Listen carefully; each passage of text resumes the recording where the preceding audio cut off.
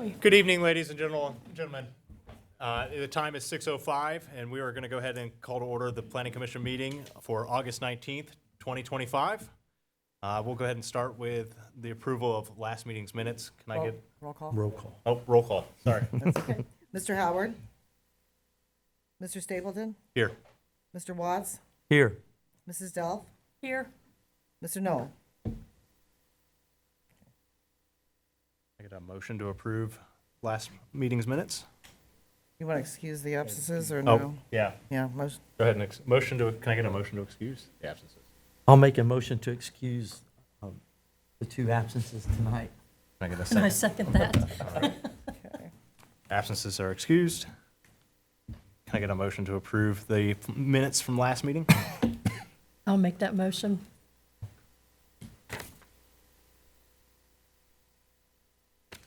I'll second. Can I get a roll? Do I need a roll? You want to roll for that? Do we need a roll for that? No. No, okay. Okay. And then at this time, we'll go ahead and pass it off to Nick for a city planner staff report. Thank you, Caleb. Starting off with R-02-2025, the tabled meeting that is on the agenda. Due to the absence of Mr. Noel and two-member recusals, there is not a quorum of 3. Thereby, case number R-02-2025 will remain tabled until a future scheduled planning commission meeting. That's something that we will get scheduled in the near future. You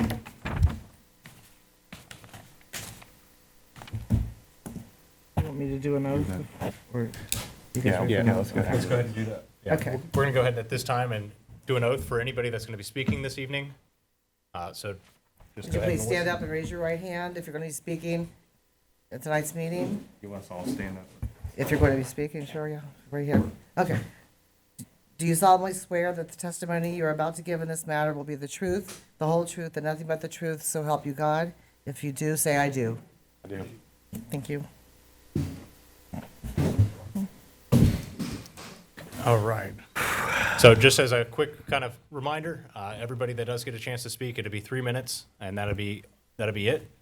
We're going to go ahead and open R-03-2025 zoning district change from R2 to B1 at 6844 Germantown Pike and additional land. Nick, do you have a report on this? Yes. So I'm going to go into the staff report, and then we're going to ask the applicant to come up to give a presentation thereafter. So the developer A4 Real Estate Group, operated by Mr. Josh Allen, requests for a section of land encompassing 6844 Germantown Pike and additional land for a total of 1.5 acres for a zoning district change of R2 to B1. As shown on the rezoning exhibit, the boundaries of land requested are shown. If this were to be moved forward and approved, a subdivision case would need to follow for proper lot lines and ownership. But I just want to make clear too that this is just a baby step for rezoning. It would still need to, regardless, move on to city council after a 30-day public hearing. At 6844 Germantown Pike, there is currently a vacant dwelling that has had numerous property concerns and is also presently a hazard for the neighbors, as individuals have been reported breaking into the structure, in addition to overgrowth issues surrounding the property. On the rezoning exhibit, there are B1 districts to the southwest of Germantown Pike. I did make a mistake of writing southeast in my staff report. I meant to put southwest in there. So just for the minutes, I just want to make sure that's clear. Southwest of Germantown Pike, as well as additional B1 districts on South Union Road, which is where Ellerton Cemetery and the 2 church properties currently are. Looking at the comprehensive plan for future land use at that parcel, it indicates it as a single-family detached dwelling or a R2 district. The Community Development Department has received, at the time of this TRC staff report, which was on August 6, 2025, at the time it was 2 phone calls to date regarding the rezoning proposal, as it is for a Dollar General to be developed on the property. I also include the distances of Dollar Generals to this specific location in your packet for review. This would be the only Dollar General within the city limits of Moraine. And then Before I read the letters, I wanted to make sure on the rezoning exhibit, I made some corrections for some of the R2 districts and B1 districts. There were 3 that were supposed to be labeled as R2, so you'll see that on the rezoning exhibit in your packet. I have received 6 letters at this time of this public hearing today. I will read them as part of my staff report as I want resident input to be transparent. Here. The first one came in on August 14th, 2025. Dear council members / commission members, I'm writing to formally express my opposition to the proposed development of a Dollar General store, which is currently zoned for residential use. Our community selected this area for its rural character, open spaces, and quiet environment. Permitting a commercial retail store, particularly one of the size and type, would significantly alter the nature of our neighborhood. The addition of such a store would likely lead to the influx of delivery trucks and additional daily traffic resulting from a Dollar General store, raising safety concerns, particularly for children, pedestrians, cyclists, and local wildlife, due to rural roads being ill-equipped to handle such volumes. Research indicates that the presence of chain discount stores in rural district areas can lead to decreased property values, hindering residents' ability to safeguard their investments. Preserving rural character, the character's peaceful, low-density nature may be compromised by extended business hours, bright signage, and increased noise from deliveries and customers.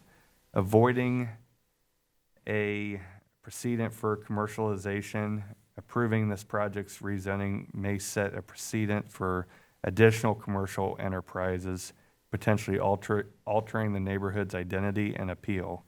There are more commercially zoned areas within the city limits that would better be suited to accommodate a store of this nature. Thereby preserving the character and safety of our residential neighborhood, I urge you to protect our community by rejecting any rezoning requests or special use permits for this project. Thank you for your consideration and dedication to maintaining the integrity of our city's zoning and land use policies. Sincerely, Laura Berry and Christopher Wooten. Second letter reads, and this came from a Jefferson Township resident on Farmersville, West Carrollton Road. I live on Farmersville, West Carrollton Road, and I was excited to learn about the possibility of getting a Dollar General store built on Route 4. It would be nice to have a location a bit closer than Germantown to pick up food or household items. Hopefully, it will have the proper landscaping and screening to satisfy the neighbors located nearby. Thanks, Erica Mattingly. I also received a letter from the Department of Transportation. They were contacted from a resident in Moraine, and it states, "Hi Nick, based on the data that I'm seeing in our own GIS and Montgomery County GIS, that parcel and the adjacent section of State Route 4 are all within city corporation. As this is a local rezoning and would require a local access permit, ODOT has no comments on this case. Please let me know if you have anything else or have any questions. Thanks, Scott Schmidt, District 7 Planner." And this one also came from a Jefferson Township resident. Let's see here. To City of Moraine Planning and Zoning Commission. Dear members of the Planning and Zoning Commission, I'm writing as a resident of a neighboring community, Jefferson Township, to respectfully express my opposition to the proposed zoning change from single-family residential district to neighborhood business district at 6844 Germantown Pike, city lot number 4988, to allow for the development of a Dollar General store. Although we do not live in Moraine, our communities are very close in proximity and we will be affected. Our community is rural, quiet, and residential by nature. Allowing a commercial business of this type would significantly disrupt the character of the area and negatively impact the quality of life for nearby residents. My concerns include, number one, traffic and safety. Increased traffic from delivery trucks and shoppers would create safety hazards on the roads, not designed for high volume or commercial traffic. This is particularly concerning for children, school buses, and agricultural vehicles that regularly use these roads. Number 2, property values. The presence of a discount retail chain in close proximity to homes has been shown to reduce residential property values, which is unfair to long-term, homeowners who have invested in the community. Number 3, community character. This is a rural residential area, not a commercial corridor. A Dollar General store would alter the landscape and erode the small-town agricultural character that residents value. Number 4, local economy.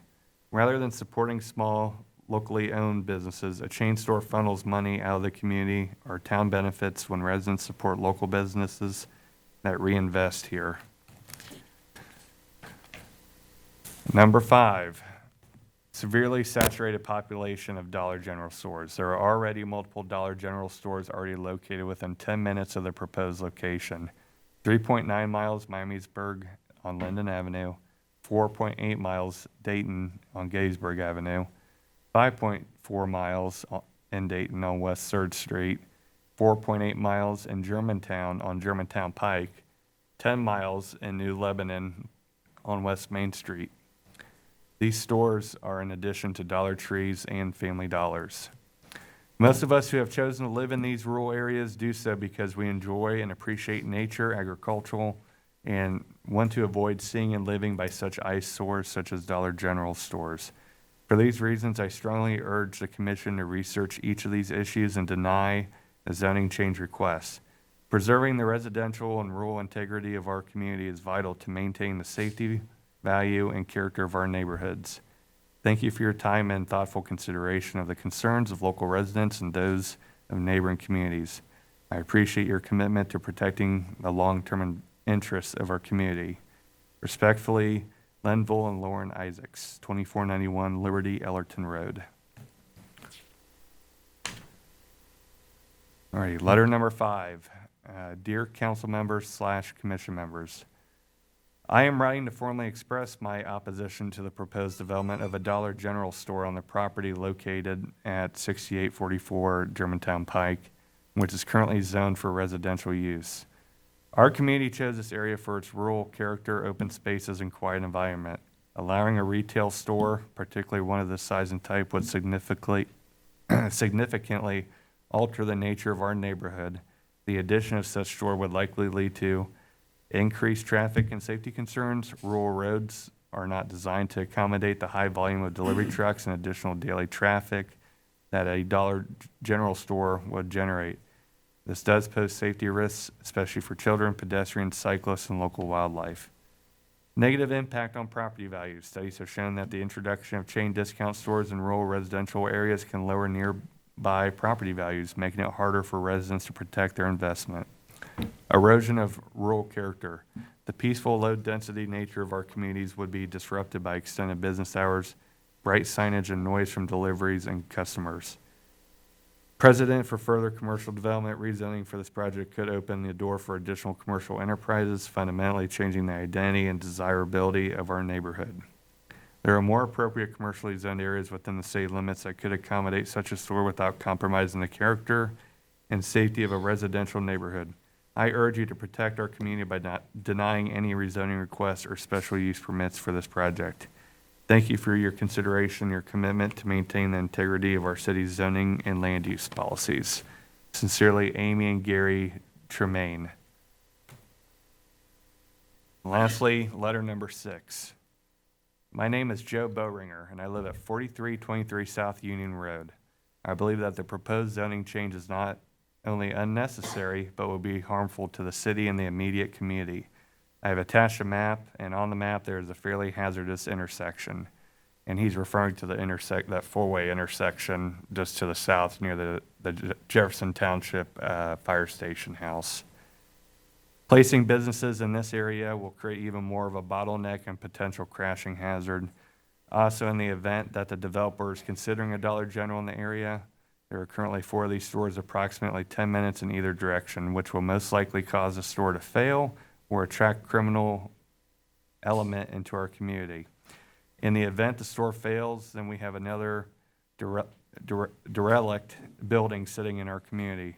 Furthermore, this is mostly an agricultural area. The increase in traffic congestion mixed with large, extra-wide farm machinery is a recipe for disaster. Last but not least, there's a cemetery located at the end of the block, so the added congestion of a funeral procession. Thank you for your time. And those were all the letters that I received to date of this public hearing. And I'd like to, next, before we get into proponents and opponents, I'd like to invite Josh Allen up to give his presentation as a developer of this property and to give any sort of information and details on this development. Can we please silence all cell phones? Thank you. Time tonight. Take the opportunity to speak and do a small presentation. All PowerPoint.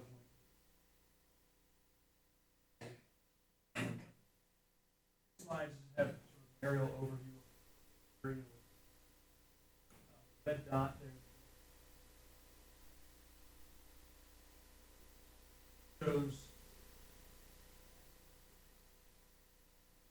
within 5 miles. Little circles. As you can see, there's no underserved community.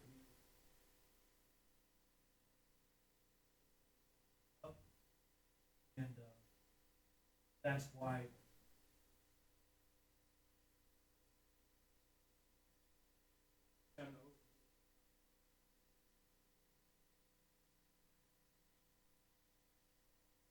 this next slide overlay. Zoning.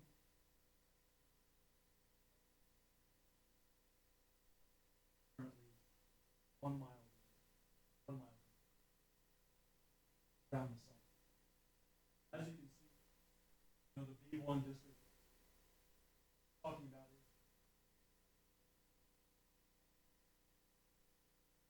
We're only asking for a small section.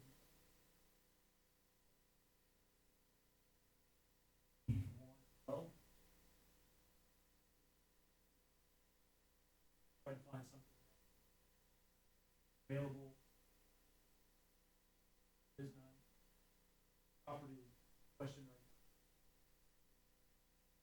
Property size. Basic. Also notice on this, there is several businesses that already exist in the RP district. Directly across the street. Down the road. Trucking, company, various other businesses. And just down the street. Drive through. There are businesses. Zoning map exactly. Overall. Environment. Not be as bad.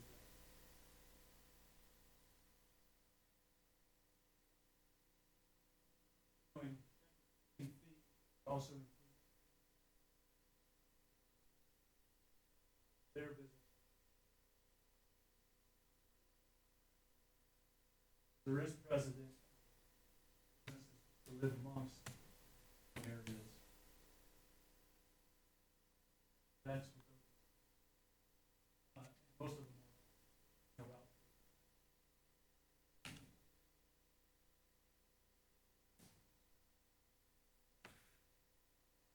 Normally in a rezoning meeting, we don't talk about the uses, not factor in a rezoning.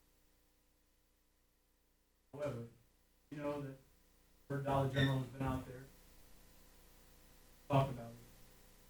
However, that's. So what this is showing, what is the proposed link in the property house to residents of the area. So as you can see, the site itself.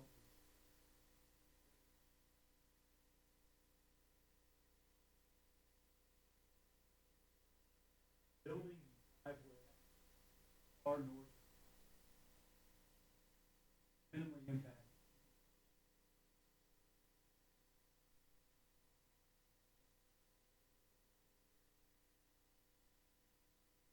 as of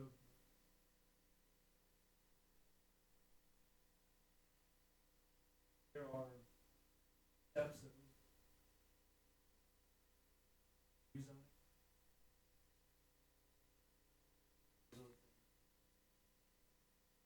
But it's shown here. So that's important for everyone to understand that we're not trying to building directly next.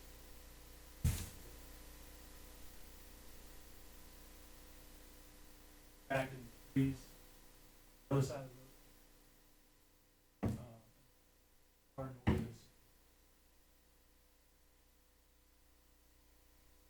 This is kind of a couple aerial pictures.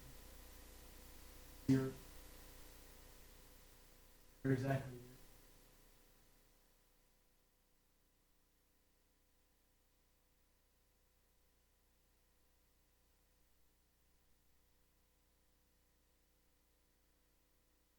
That's the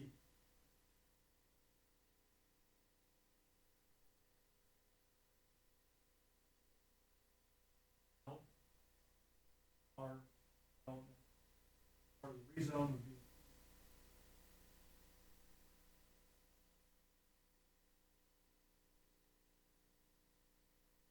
that's the across the street subject. That side. Trees.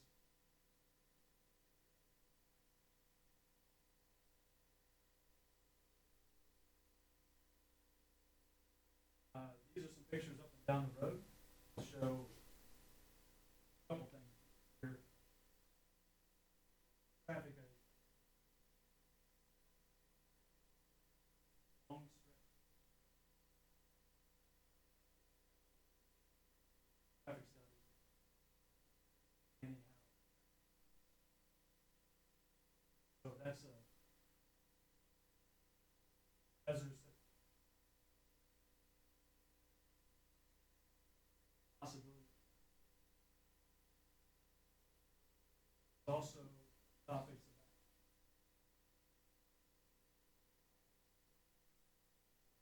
traffic study.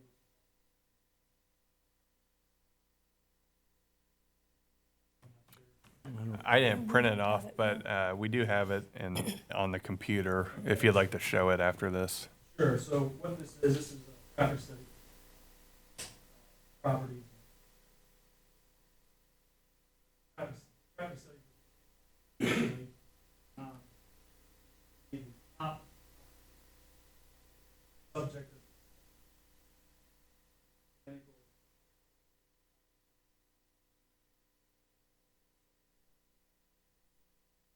And is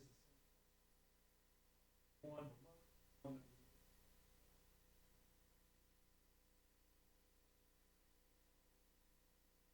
we less traffic, bigger school. Either case will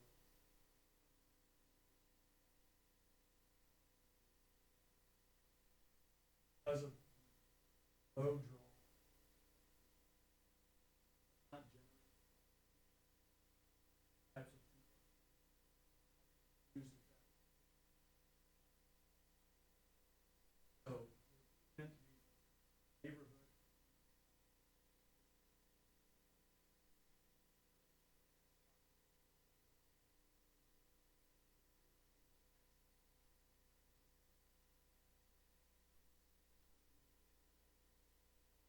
Not gonna be drawn.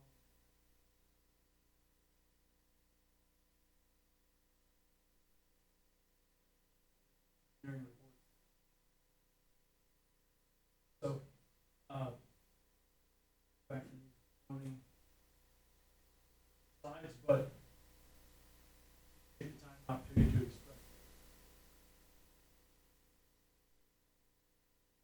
This is already. Like to do it properly.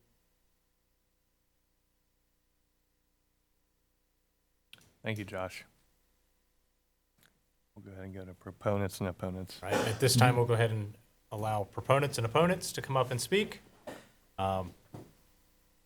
Whoever wants to go first. Please state your name to the mic when you step up there. before you begin?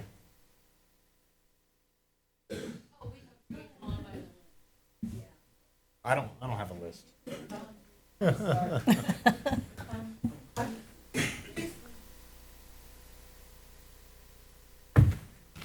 Please start with your name. Speak into the mic, please. Yeah. Thank you.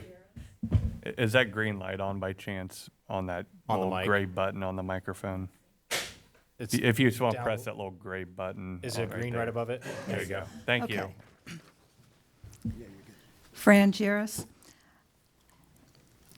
The overview of that site, of that area of the township, shows there may be businesses there, but they're small local businesses that don't take up much room, don't get much traffic.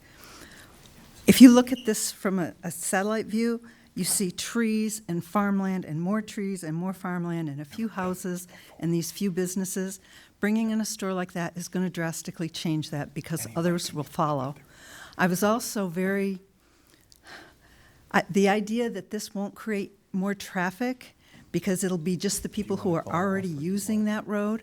I use that road a lot, and I'll tell you, if you get even 2 or 3 people a day turning left there during business hours, it's going to be a problem. You're going to have a left turn lane on both sides. I travel that, and if somebody has to stop and turn left, it can back up a lot of cars. Most of the other things that were said in the first letter you wrote, I could just say, yeah, ditto, all those. Safety for cyclists, if we do add more traffic there, cyclists will be more in danger. The change from the rural community, we came here because that's what we love, and I've been here 20 years, and I hate to see it change. It mentioned many other Dollar Generals. There's a Dollar General 8 minutes away in Miamisburg. I swear to tell the truth, if Google's not lying, I'm not lying. Property values of homes will go down. We all know that. And the fact of that area, that house being kind of detrimental to the neighborhood because it's not being taken care of, the way the housing market is right now, I can't believe if it was put up for sale, it hasn't been grabbed up. So those are my statements. Thank you. Thank you. Next, we'll call Kathy Walkup-King, 4488 South Union Road, Miamisburg. I do have that. We found the list. I always knew one day I'd make a list. There you go. Hi, good evening. As she stated, my name is Kathy Walkup-King. I'm a licensed social worker, and I live at 4488 South Union Road. So I'm not here today to complain about the excess speed in front of my house. I'm not here for that. I'm not here today to complain about the lack of police presence or patrols near us. I'm not here to ask for a stoplight or some sort of control signal at the four-way intersection of Route 4 and State South Union, which was brought up earlier, where people have died and countless vehicles destroyed. I can hear them. I can hear it. I'm here to present my concern for the property that is 4/10 of a mile from where I am, where the zoning is up for debate, and one where a Dollar General is proposed, whether or not we blatantly state that today or not. And I have a 2-part question. As a social worker, we are taught that before changes are made or presented even, sociologists or social workers should do a needs-based assessment of the people and community who would be affected by the said change to determine the gaps or needs between the current conditions and the desired wants. So I ask you my first question: did anyone request a needs assessment of this community and its people? Did an assessment ask them if they were interested in changing zoning to introduce more invasive businesses? Did that assessment find that 4 Dollar Generals within a 5-mile radius, as was shown, were insufficient to serve the community, or 11 within a 10-mile radius? Based on the feedback here today, it's safe to assume that this was not done, unless this serves as the needs assessment of the community, in which case it's poorly done, as a needs assessment should be done by an impartial third party. We should not have to fight, struggle, and scrabble to work our schedules to come together as neighbors against a common interest that no one was looking for, namely a change to the zoning. You, the Marine representatives, did a disservice to the community by not only making aware only 5 families, 5 properties, and 5 neighbors. We had to do the rest. We were fine. We are fine. So I asked my second question, who's being served and who benefits from the change in the zoning? Because no one asked for this or came to Moraine begging for yet another Dollar General, for yet another rezoning. We can drive less than 5 miles in any direction to go get one.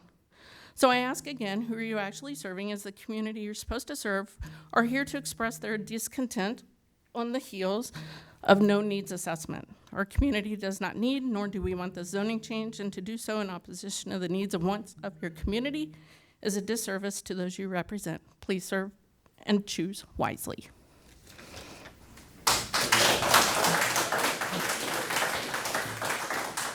Next, we have Ron Bowinger from 4417 South Union Road, Miamisburg.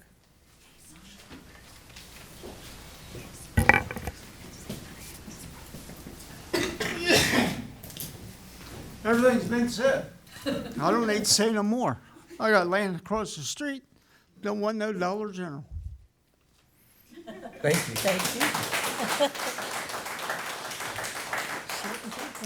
Mr. Jeff Hamilton, 6869 Germantown Pike, Miamisburg.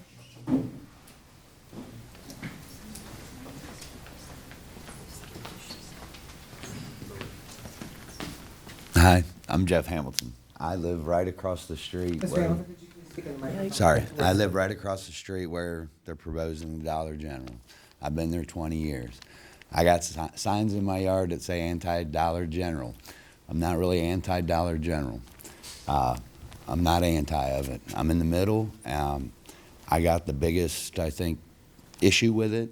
But I'm also for, if you own the property next door and you want to rezone it, or there's things you want to do with it, you have the right to do this. And I'm glad we're talking about it, and I want to make sure that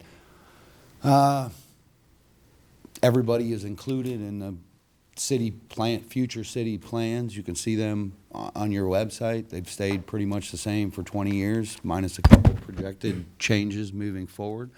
And I just want to let everybody know who I was, and that I'm not for it or against it, and that's all. Thank you. Mr. Mike McLaughlin, 6025 Germantown Pike.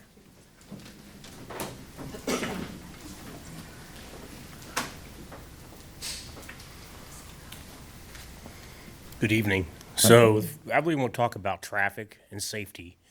It was made in the presentation for the supplier that there'll be no increased traffic. I find that hard to believe. You could be going home on Farmersville, Carrollton. You could be going home on Union Road. You could be going home. Well, I'm just going to make a turn. The traffic in front of the store on Route 4 will increase. They still are going to make a turn to get to that store. So I believe that we need traffic lanes. You might need a center lane for people going south. You might need a turn lane to the right for the people going north. That needs to be discussed before the store is put in. That intersection just south of there has a lot of accidents. I've lived on Route 4 since 1985, and it's a dangerous road. You gotta watch your dogs, you gotta watch your horses. It's a dangerous road, and you gotta watch the people. So I don't believe it's a safe thing. If there was a better traffic control, it would be a lot different story. It's just, there's too much traffic on that road for the increased traffic that this store is going to present to the locals on that road. So I'm really just against the idea. Thank you.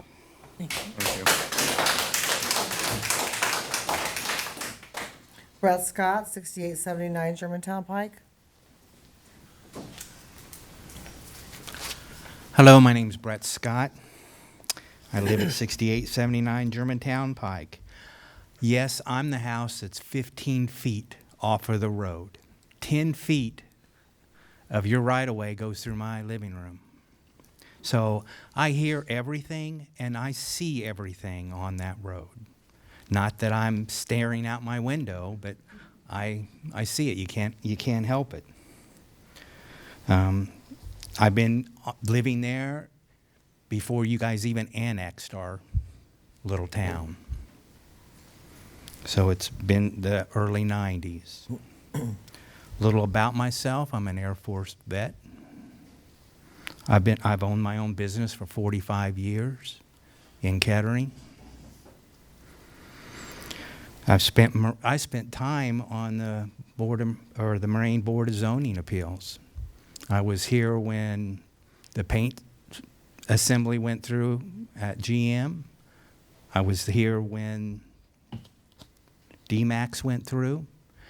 And the biggest one was I was here when we cleaned up 741 from all the massage parlors. That was a black eye in the city of Moraine. And thank goodness that we cleaned that up. We already have an independent store a half-mile down the road that it's very convenient for our little community. He's an independent, and he is working at adding on to it. He's even going to put in a restaurant, a nice little restaurant. He bought that store, and he's fixed it up. It was in pretty bad shape. Another eyesore in our community. And no, there is other opportunities for them to move to. Half a mile south of me, Farmersville, West Carrollton, Route 4, there is a business district already. They can move into that. Matter of fact, Jefferson Township has already approved some stuff for them. They just haven't stepped in on it. 1.4 miles north of us is another business district. There is a bar, a car lot, and a body shop. So don't tell me that there is no opportunity. It's a multi-billion-dollar company, and there's nothing there. I don't know. When I was on the Board of Zonings, I was taught, they have to show a hardship. There's no hardship here. They can move anywhere up and down the road. They're making a hardship on the community. Mr. Scott, you're close to your time. Thank you. Thank you. Doris Fisher, 6919 Germantown Pike.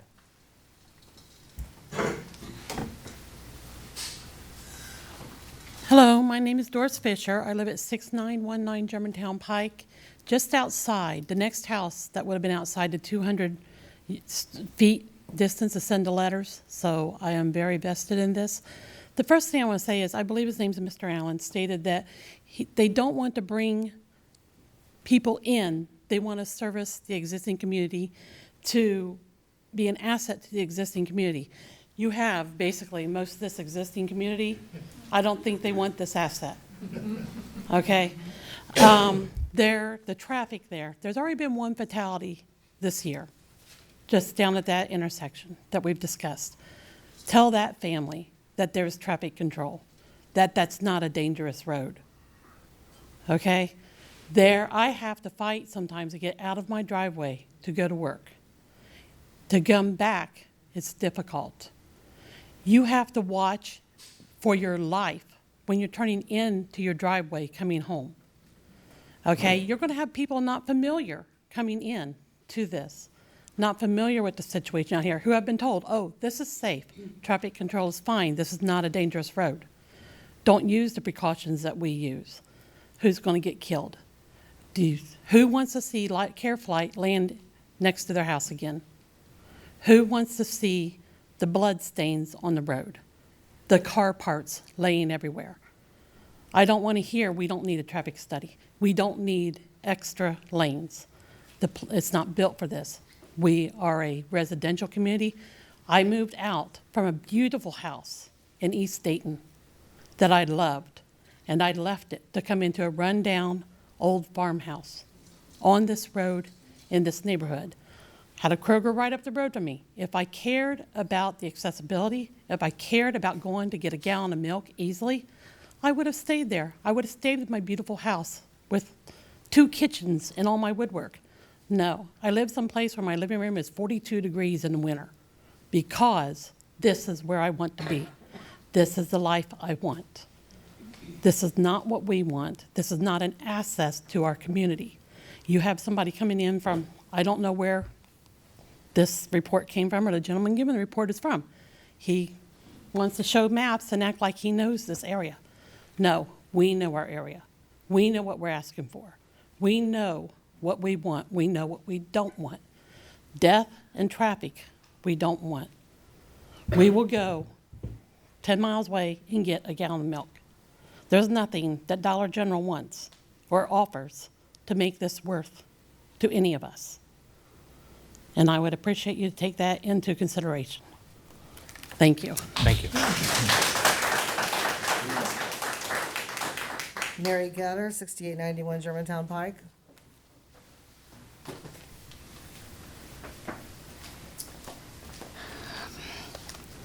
Good evening, members of the Planning Commission.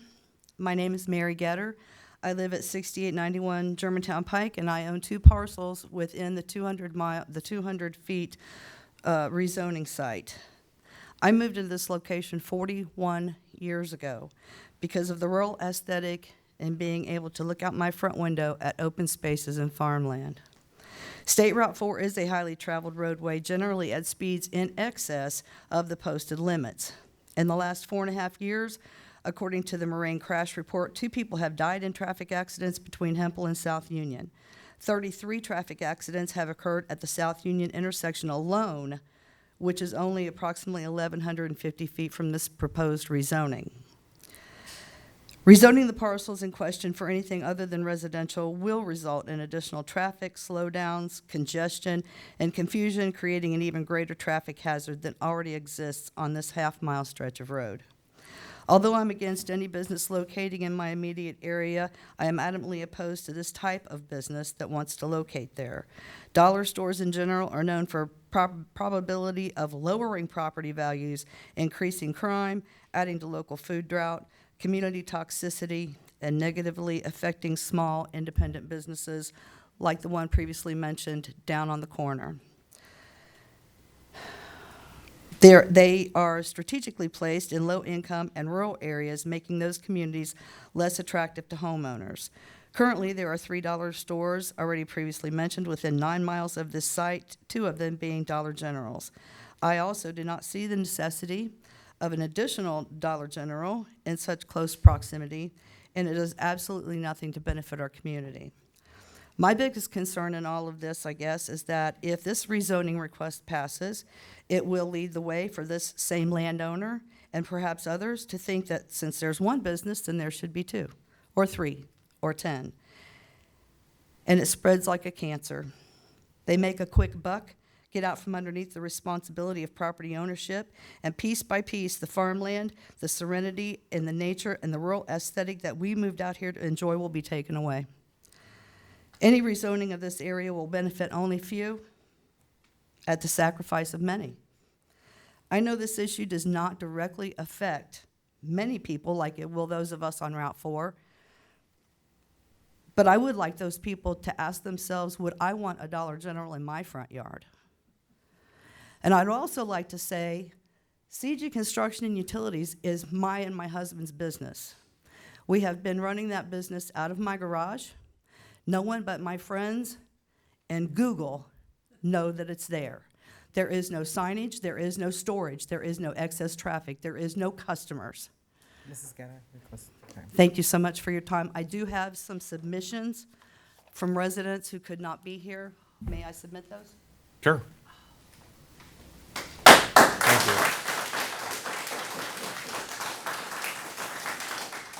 Thomas Fisher, 6919 Germantown Pike. Hello, my name's Thomas Fisher. I'm Doris's wife.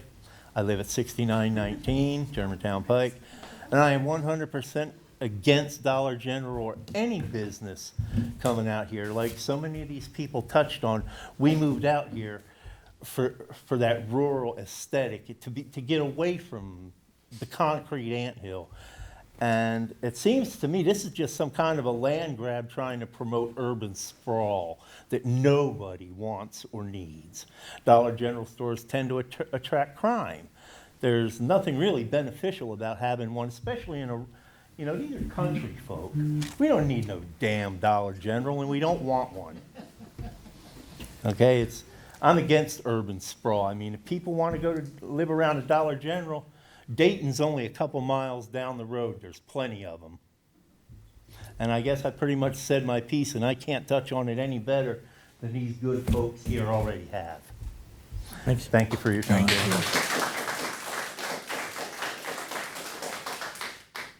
Chris Schneider, 7230 Dayton Germantown Pike. The best wife ever. How do I follow that?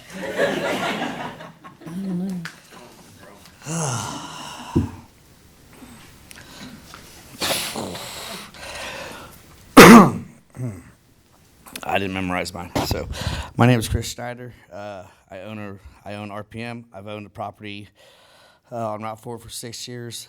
I'm a mile from the proposed site. For the first years, I did chase off drug dealers and all kinds of things that happened there because I had bought a derelict property.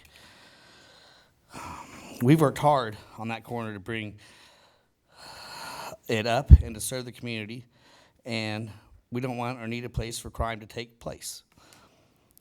I worked as a subcontractor for 5 years doing landscaping all over Ohio for Dollar Generals, and I can tell you that they don't care. All their places look like crap. They pay crap and they look like crap. You can look at Germantown. You can look at any of them around. In New Lebanon, currently, they might have just changed it, but they were fighting the county health department for a rat infestation at the New Lebanon Dollar General. The public didn't know about it.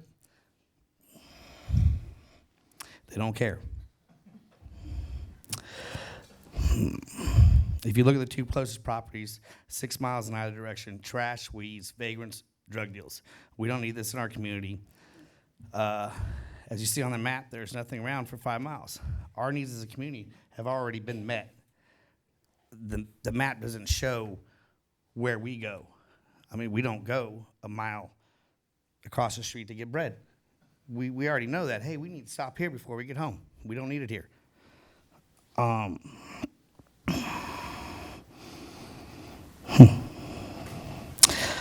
We already have a Sunday corridor. We don't need a Germ Day corridor. That's it.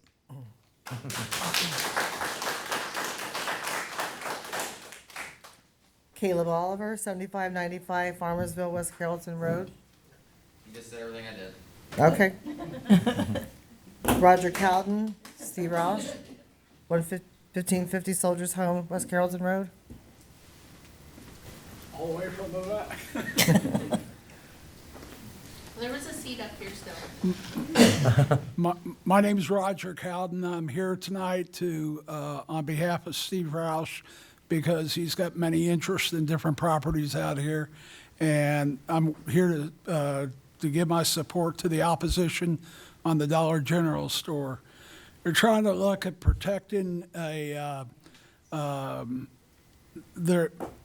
it's a neighborhood. It's not a village or a city that we're talking about, and they deserve as much protection as what all the other communities do. And you've got quite a group of people out here. And I'll keep it short. Thank you. Thank you.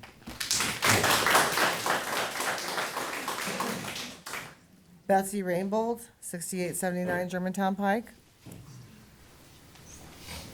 Hi, I'm Betsy Rainbolt. I'd like to say I'm against this rezoning. This is a residential agricultural area, and I don't understand why there would be a need for it to be zoned B1. I am for progression in areas, but not at the cost of the residents. They're only thinking of themselves. They're not thinking of us. And I'm the one that I live 15 feet from the highway. Those lights are going to be coming in my bedroom window, which, you know, that takes away my light quietness, if you want to put it that way. Concerns are traffic. There's always going to be, with a business, additional trash. We got dollar store 4 miles that way, 4 miles that way. Why do we need one right there? I don't comprehend that. Dollar General stores tend to set up, from what I have read and researched, in lower income areas. This also then decreases your property value. General Dollar has been known to have several lawsuits against them for deceptive pricing, wage and hour violations. They have many OSHA safety violations. They settled with the Department of Labor for $12 million for all of those OSHA violations. I just don't feel like it's ethical business to be out my front door. And in the state of Ohio, in 5 years, they put in 150 stores in the state of Ohio. That's 30 a year. And there's numerous cities that have put a ban, or they have stopped the progression of these stores coming in. Cleveland, Akron, Canton, Maumee, and the village of Archbold, that village has only got like 3,000 people. They are putting a ban on it, holding them up, saying they can only be spaced so far apart. This is history that's telling you about this, and we need to not repeat history. We need to learn from it and go forward. And I am not against, I'm against the rezoning to B1. I am pointing out Dollar General because they are the ones that have initiated this and brought this to the attention of this board. Thank you. Thank you. Kathy McKelvey, 6952 Germantown Pike.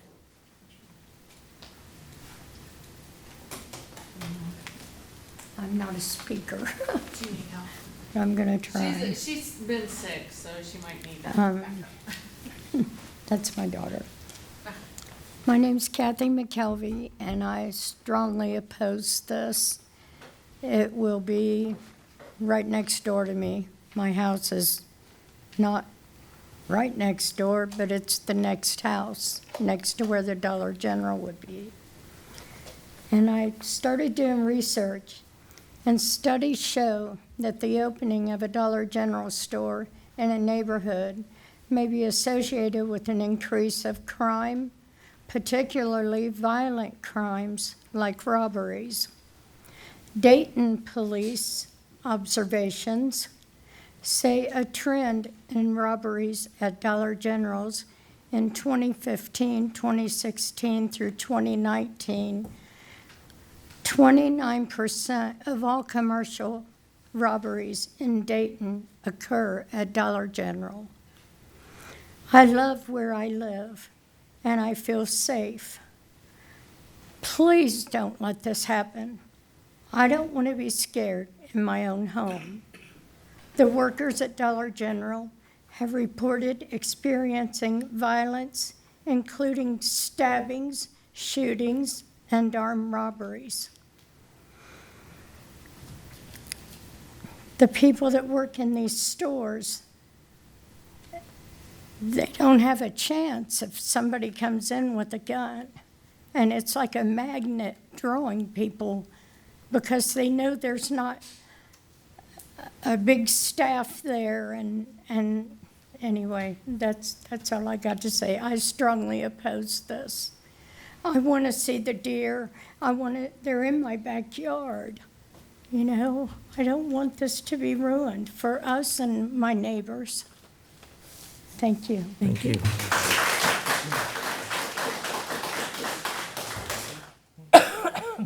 O.L. Garrison, 5571 Shepherd Road.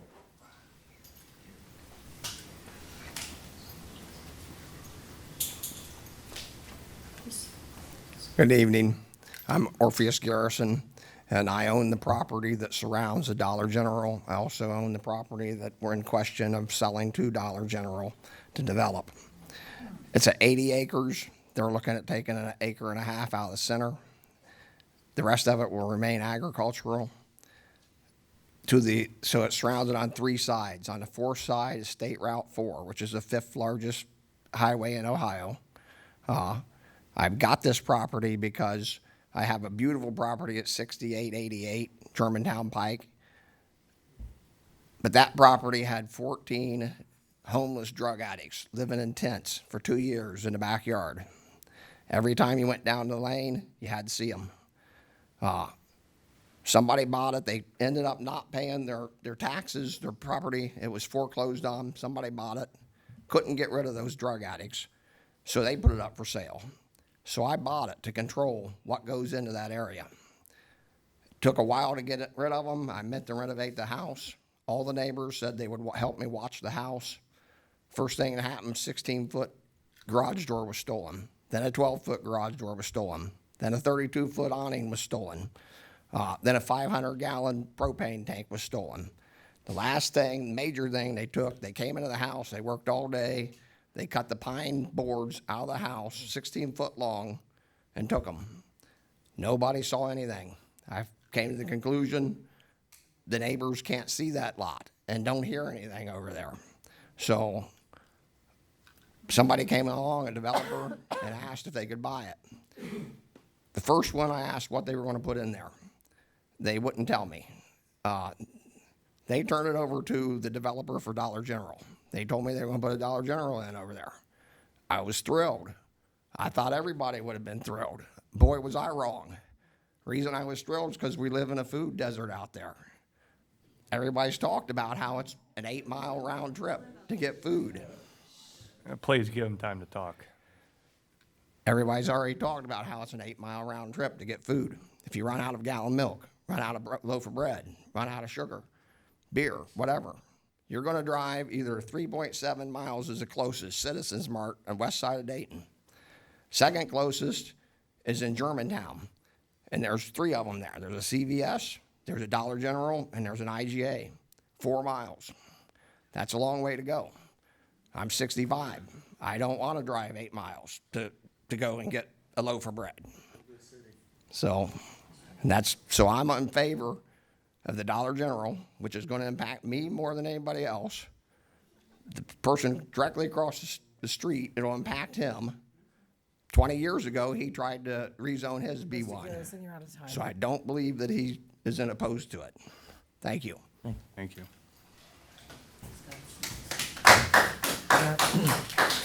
That is the end of my list. I wasn't here to get on the list. Can I Me too. speak? I need to swear you in. Okay. Go ahead and stand up, please, and you'll Yeah, raise your raise your right hand. hand. I stood up earlier. Oh, then you're good. But Yeah. Do you solemnly swear that the testimony you're about to give in this matter will be the truth, the whole truth, and nothing but the truth, so help you God? I do. Hi, Richard Hall. I live at 6530 Germantown Pike, about a quarter mile north of the proposed property. And I don't know if you guys go out Route 4 much. That is one very dangerous road. Just 3 weeks ago, I had a fatal crash in my front yard from a motorcycle and a car. I've been rear-ended turning into my driveway. I seen Mary get rear-ended turning onto Hempel. They go between 6 a.m. and 8 a.m. every morning, 70, 80 miles an hour up and down that road in groups.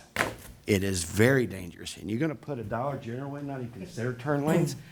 I am not going to be stopped on Route 4 to turn left, watching somebody in front of me to turn left in a dollar store and I get rear-ended, because that's what's going to happen. It's going to happen because those people don't pay attention.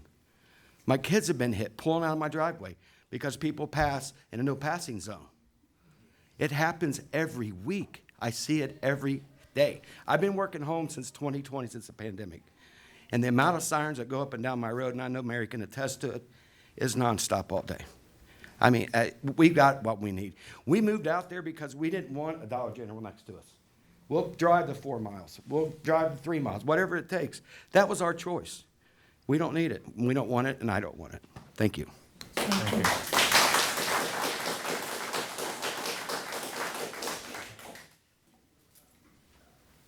Hi, my name is Ernestine Byrne. I live at 4510 South Union Road, right across from the cemetery. And my husband and I are both disabled. We need groceries. I can't get groceries, so I have my groceries delivered. And I know many people get their groceries delivered. I make sure I don't run out. I plan ahead. I don't need a Dollar General, and I would venture to say many people don't. But be that as it may, this is about that traffic. I cross Union Road. I don't cross Union Road and go on Union, go across Route 4. I turn right and then go to the light and turn left. The reason is that intersection is awful. I have an excellent driving record, and I don't want that to go away. But I know, I hear sirens all the time. I live on Union Road, and you would not believe the traffic going through as fast as they go through on Union, let alone I can imagine what it is like on Route 4. The gentleman who was in favor of this, whose property this was, said Route 4 is the 5th largest road in Ohio. Well, wouldn't that tell you something about traffic? If it's the 5th largest road, then we definitely need to take a look at what the traffic impact is going to be. And I can't believe it's going to be negligible. I mean, you can't, they showed the study that was done, not here, but in Hillsborough. How can that correlate to our area? I just don't believe it can. So, aside from it being Dollar General, I wouldn't shop there because I have something against them because of how they treat their employees. But anyway, aside from that, the traffic is going to be god-awful. And that's just all I have to say. Thank you.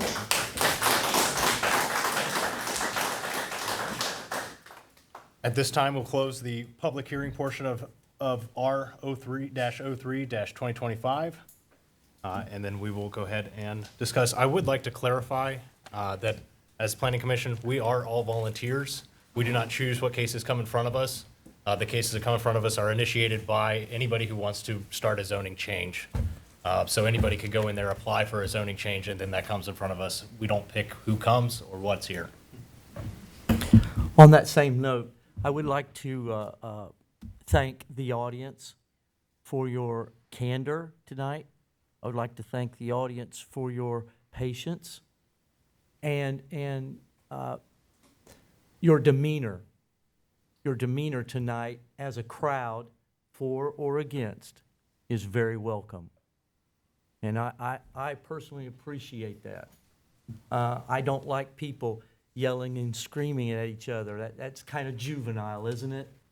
We're beyond that. I'm probably the worst one to say that kind of stuff because I'm a hothead myself, But I do appreciate the way you guys have conducted yourselves tonight. Thank you very much.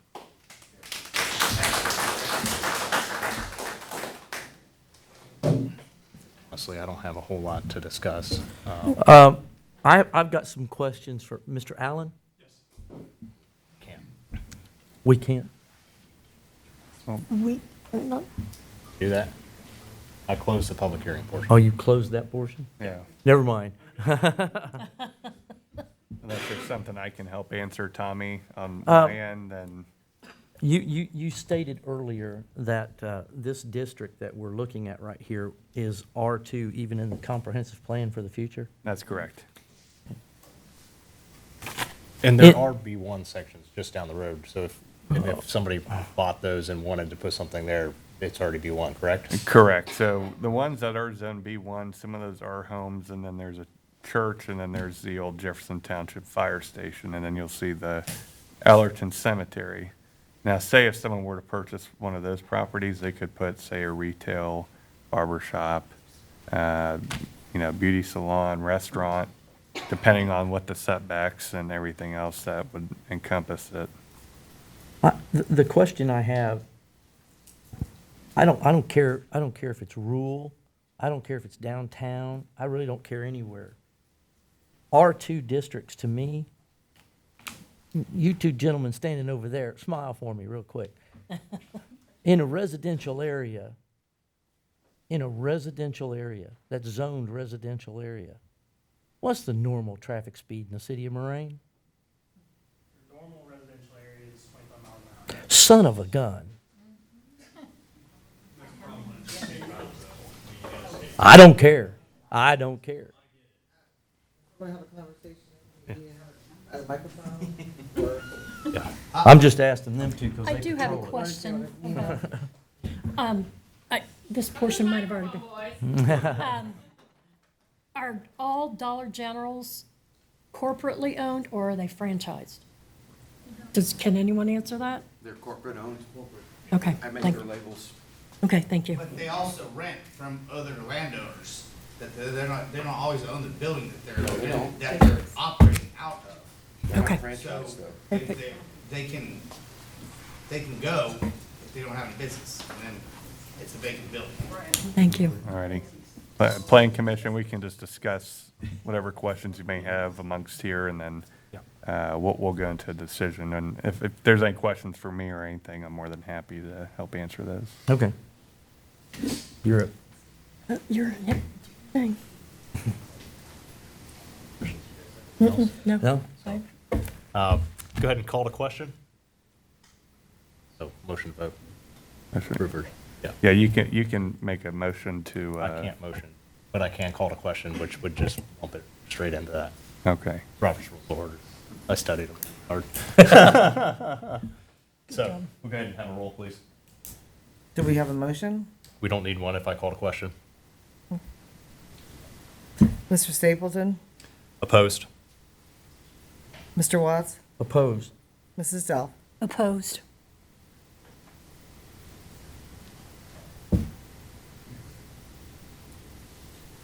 The motion has been denied.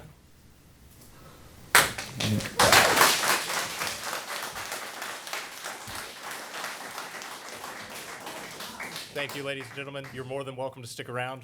We've got 5 or 6 more things that we're going to go through. Thank you. Yeah. At this time, I will go ahead and open the public hearing portion for TA 01 2025, maximum 48-hour street parking and trailer parking.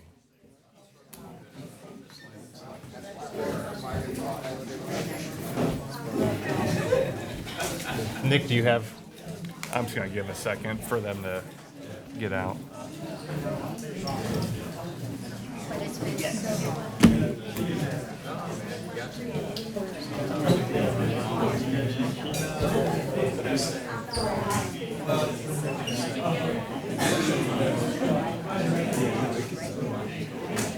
This part's just as interesting.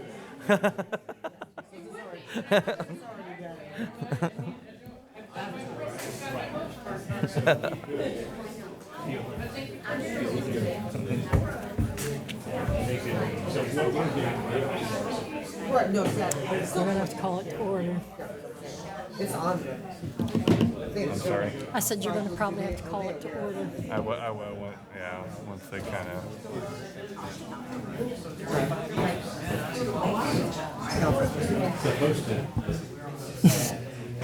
Trying to think how to word this nicely. That's what we're just saying. If anyone has any conversations, if you could just have them in the hallway at this time, just for us to continue, we would appreciate it. Thank you. One second. Thank you, everyone. Appreciate your time. Thank you.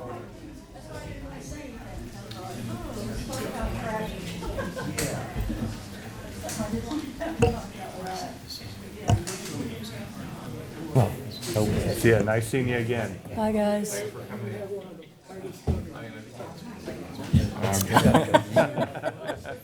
Well, thank you. No. Hope you have a good day. That still has to go to you. We still have like 5 more items on the docket for the night. Can we please hold the conversations out in the hallway? Thank you. I would like dinner tonight at some point. We want to eat. Again, please hold conversations in the hallway. We still have 5 items on our agenda. Thank you. And I'm gonna miss him. No. And that does still have to go to council after tonight. I know. It'll still have to go as a Can we resolution. close that door? It will still have to go as a, it would be a, Planning Commission does not recommend for Yeah.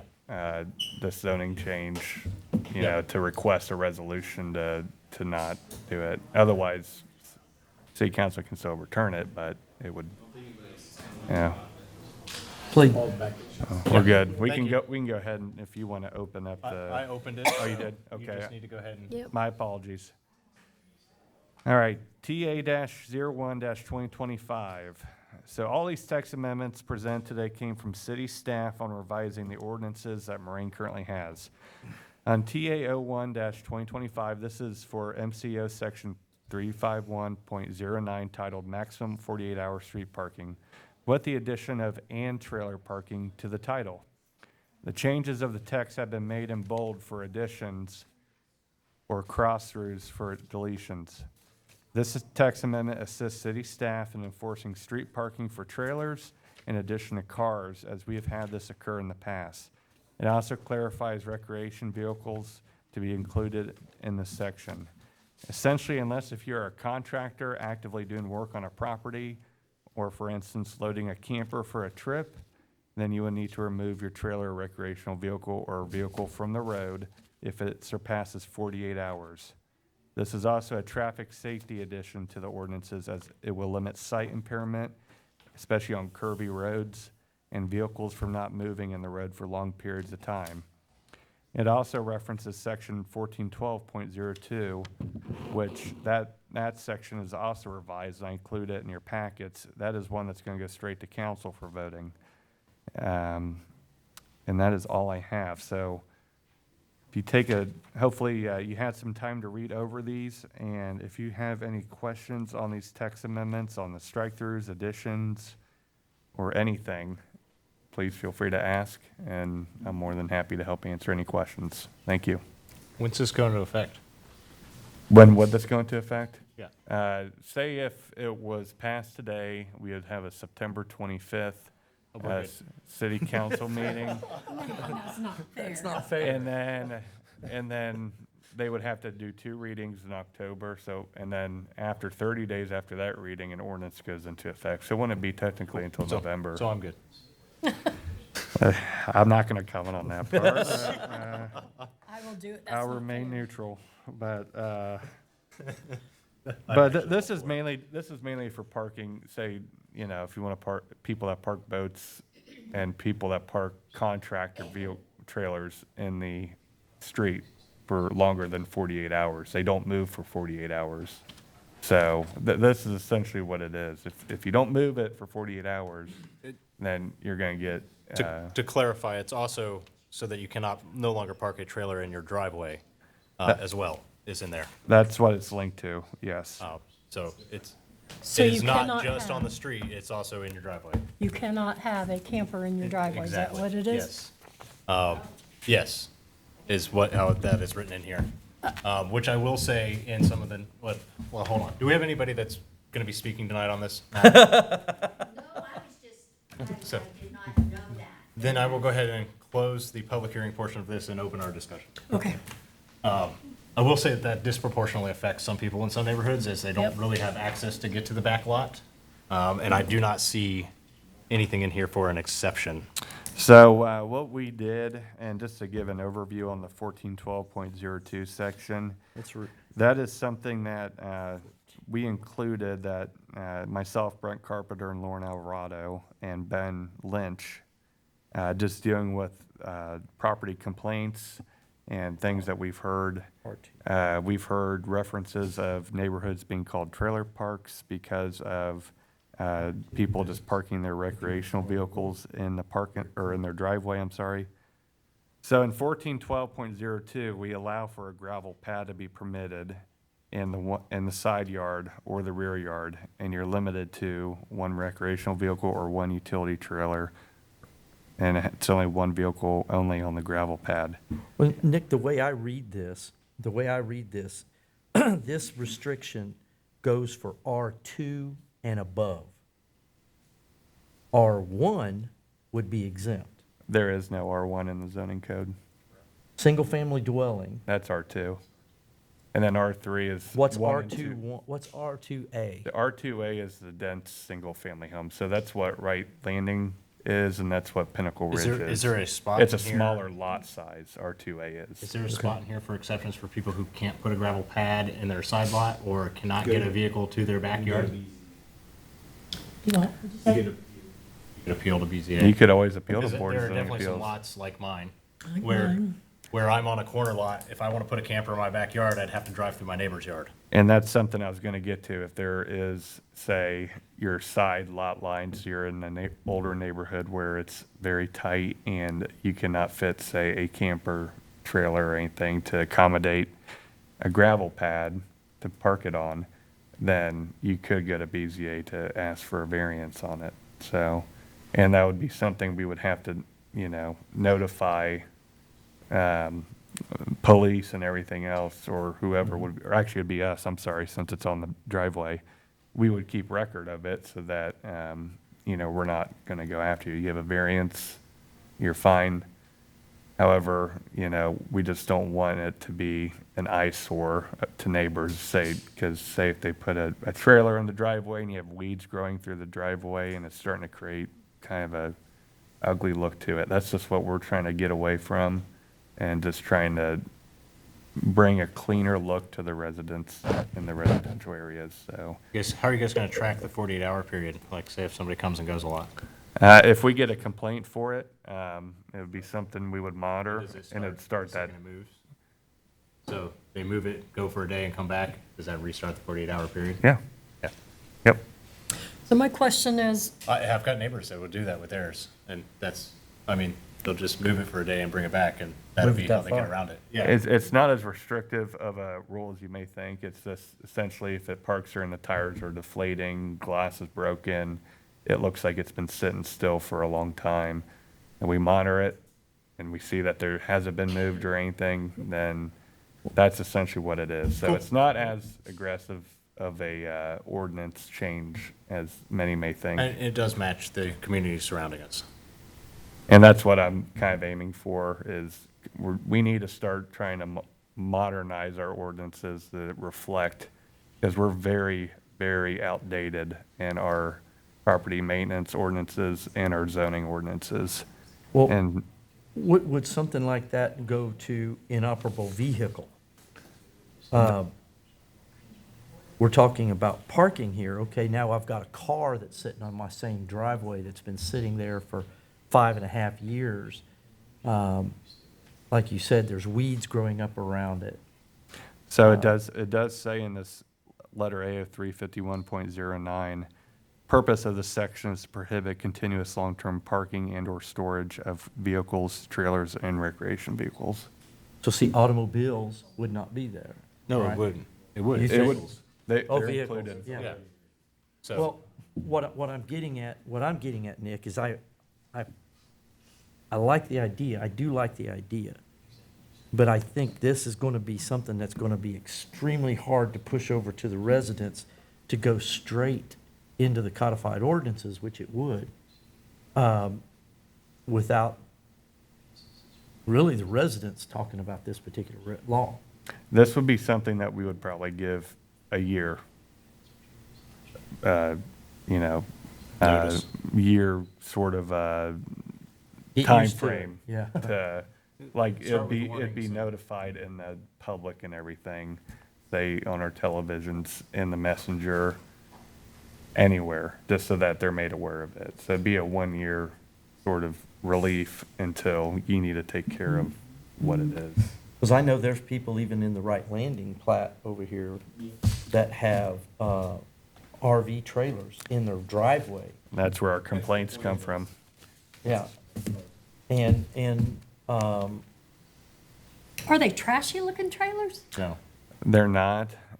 It's just, we're just trying to find ways of trying to have a fresher look to the residential I neighborhoods. get that, but I think there has to be some way to make a distinction between, okay, I've got a $30,000 trailer sitting in my lot or on my driveway versus Joe Blow down the street that has, The beat up work trailer yeah, that he's you never know, gonna work there's, with. to Right. me, there's a difference. The one that never leaves the lot and it's flat tires and I'm just playing. I will, the doors are falling off. I will say that Lines going surrounding jurisdictions do, I mean, they have Yeah. even stricter rules. Oh, yeah. Kettering, West Carrollton, Miamisburg, they all, they require it in the rear of the building. Kettering won't even allow it on the rear. Yeah. You have to store it somewhere else. Yep. I know in Springboro, especially where you get into HOA plots, you cannot have a trailer that's detached from the vehicle. It cannot be sitting there unattached. with Correct. the- And as per- technically, I think that's, But we our are not rule an is, HOA. if it's in the street, it cannot be detached either. You can't leave an unattached. That's what I trailer. put in here, attached and detached trailers. Yeah. in And that, this. detached was already a rule, I believe. I added in bold, I know, for both Yeah, detached I and guess you did. attached. So bold are additions I put in, and strike throughs are what I put in on there. Can I give an honest opinion on this? Sure. Yeah, that's what you're here for. Personally, I 100% agree that we need to set a standard.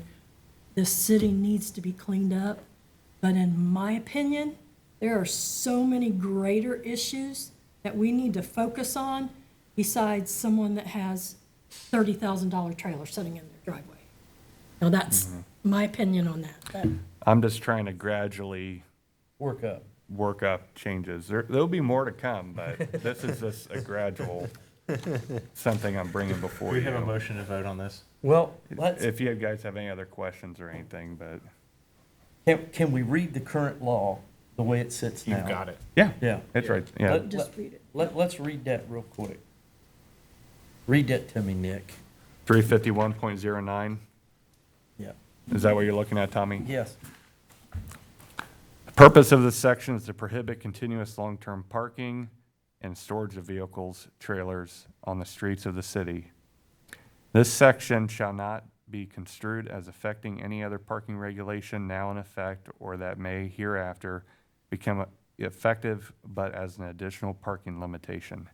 No person who is the owner, agent, operator, or other person in charge of any vehicle shall permit such vehicle to remain parked, standing, or abandoned upon any street for any continuous period longer than 48 hours.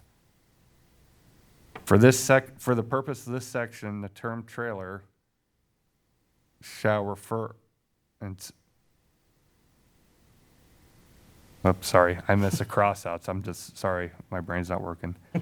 Let me go back to the letter B. That's where I missed it at. No person who's the owner, agent, operator, or other person in charge of any vehicle or trailer shall permit such vehicle or attached trailer to remain parked, standing, or abandoned upon any street for any continuous period longer than 48 hours. This section shall not be construed as affecting any other parking regulation now in effect or that may hereafter become effective, but as additional parking limitation. For the purpose of this section, the term trailer in subsection A shall refer to any vehicle meaning the definition set forth in section 301.48 of this code or as articulated in chapter 4511.01, letter M of the Ohio Revised Code. For the purpose of this section, the term vehicle in subsection A shall refer to any vehicle meeting the definition set forth in section 301.51 of this code or as articulated in chapter 4511.01, letter A of the Ohio Revised Code.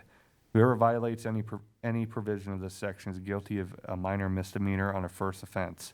On a second offense, within 1 year after the first offense, the person is guilty of a misdemeanor of the fourth degree.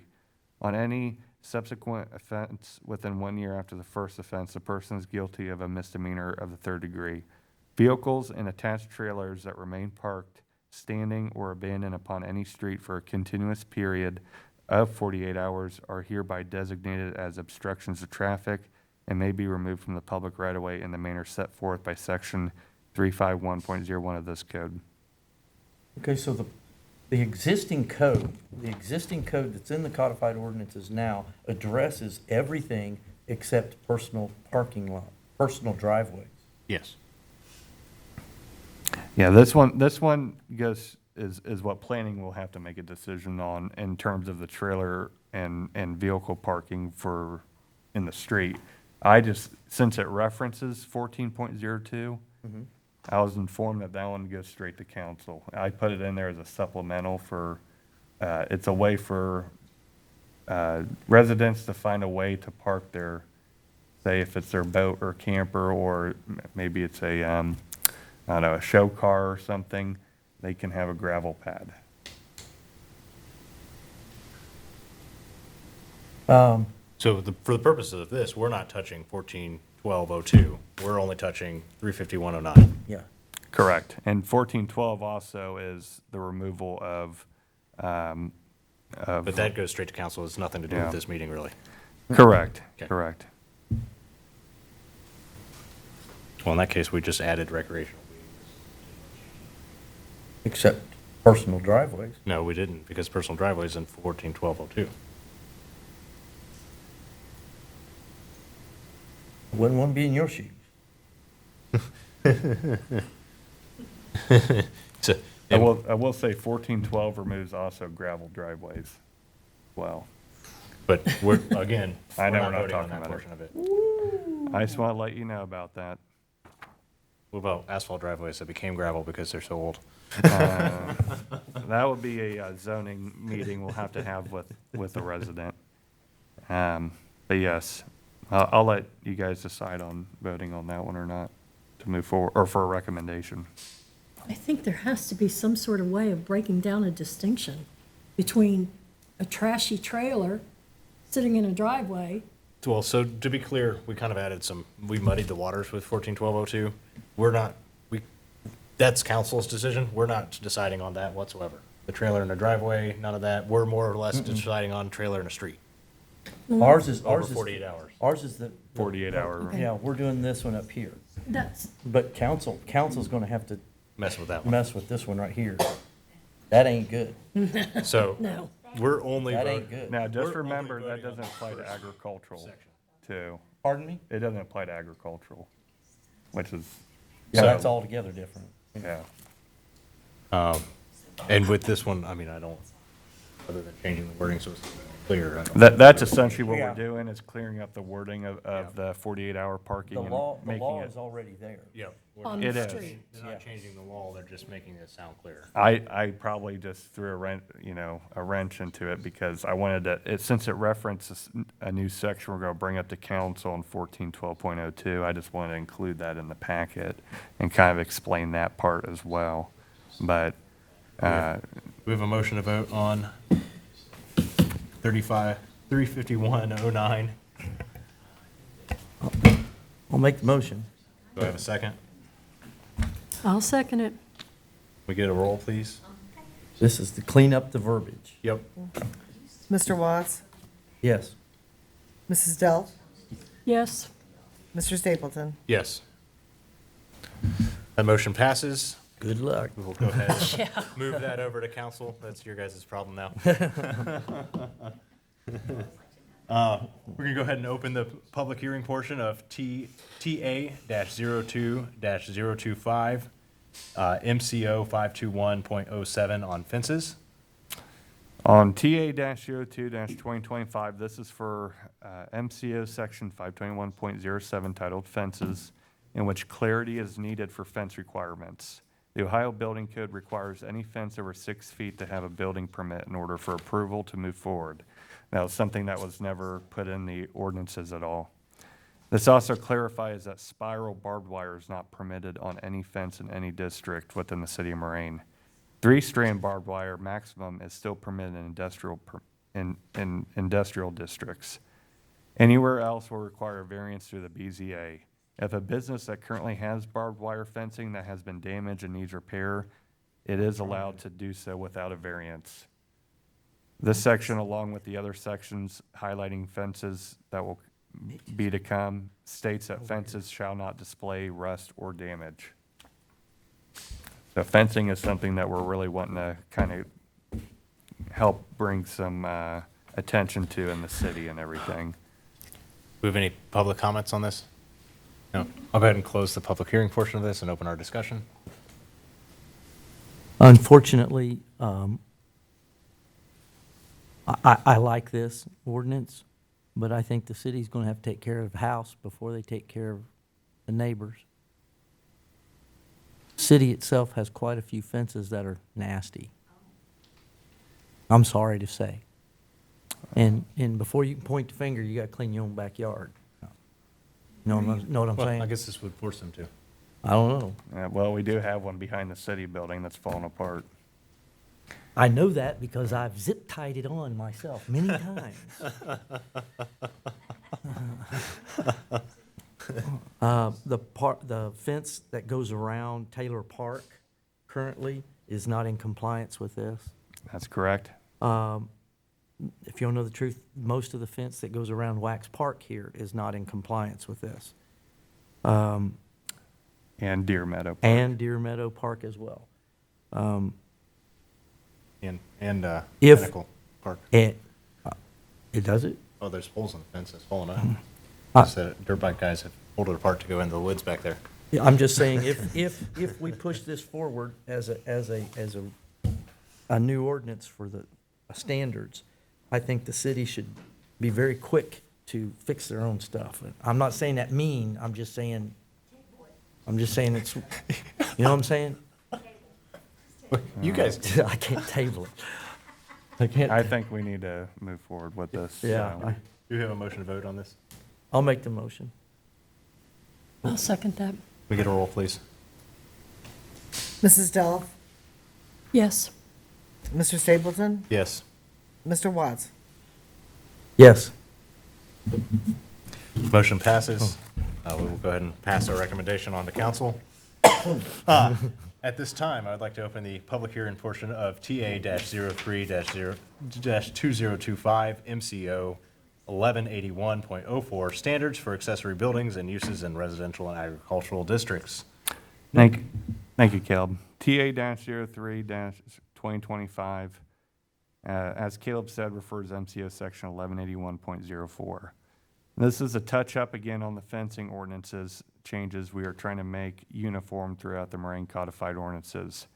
Barbed wire and electrical fencing are not permitted in residential or agricultural zone districts. However, sharp-pointed and barbed wire fencing is permitted in agricultural districts only for the use of keeping animals enclosed in an area. Battery charged fencing is not permitted, battery charged fencing is permitted in non-residential districts and agricultural districts upon the issuance of a zoning permit, and it shall comply with Ohio Revised Code 3781.1011. That was something that was passed back in July of 2022 that didn't get added to our code. In this section, I wanted to highlight that the addition of corner lots, double frontage lots, and reverse corner lots and their fencing requirements are also included in this. This code addition helps provide authority and specific outlining for these lot fence requirements, as the fence will have to be either 8 feet away from the street side lot line or aligned with the house. For instance, if the house is built closer than 8 feet to the side lot line, as you see, that's common in older neighborhoods. Some houses their side yard is close to the sidewalk where the side of the house is. They can still align their fence with the house if they're on a corner. If you have a big open lot, you can go up to 8 feet to your side lot line facing the street if you're on a corner, but you can't go any closer to the sidewalk. This is to help prevent fences from being right on the sidewalk, because we don't have any sort of ordinance outlining corner lots, reverse corner lots, or any sort of double frontage lots for fencing requirements anytime we get a zoning permit or anything. So this is to help, especially with zoning permits that come in for a lot of residents, to help them out.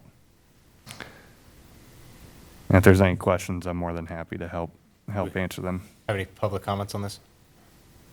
We'll close the public portion of this and open our discussion. I will notice that I mentioned that I did notice in there that it also says the fences cannot display rust or show damage. So old damaged fences would also be in violation of this. There again, the city's got to clean up their own yard. Unfortunately. I make a motion to approve. Do we have a second? I second it.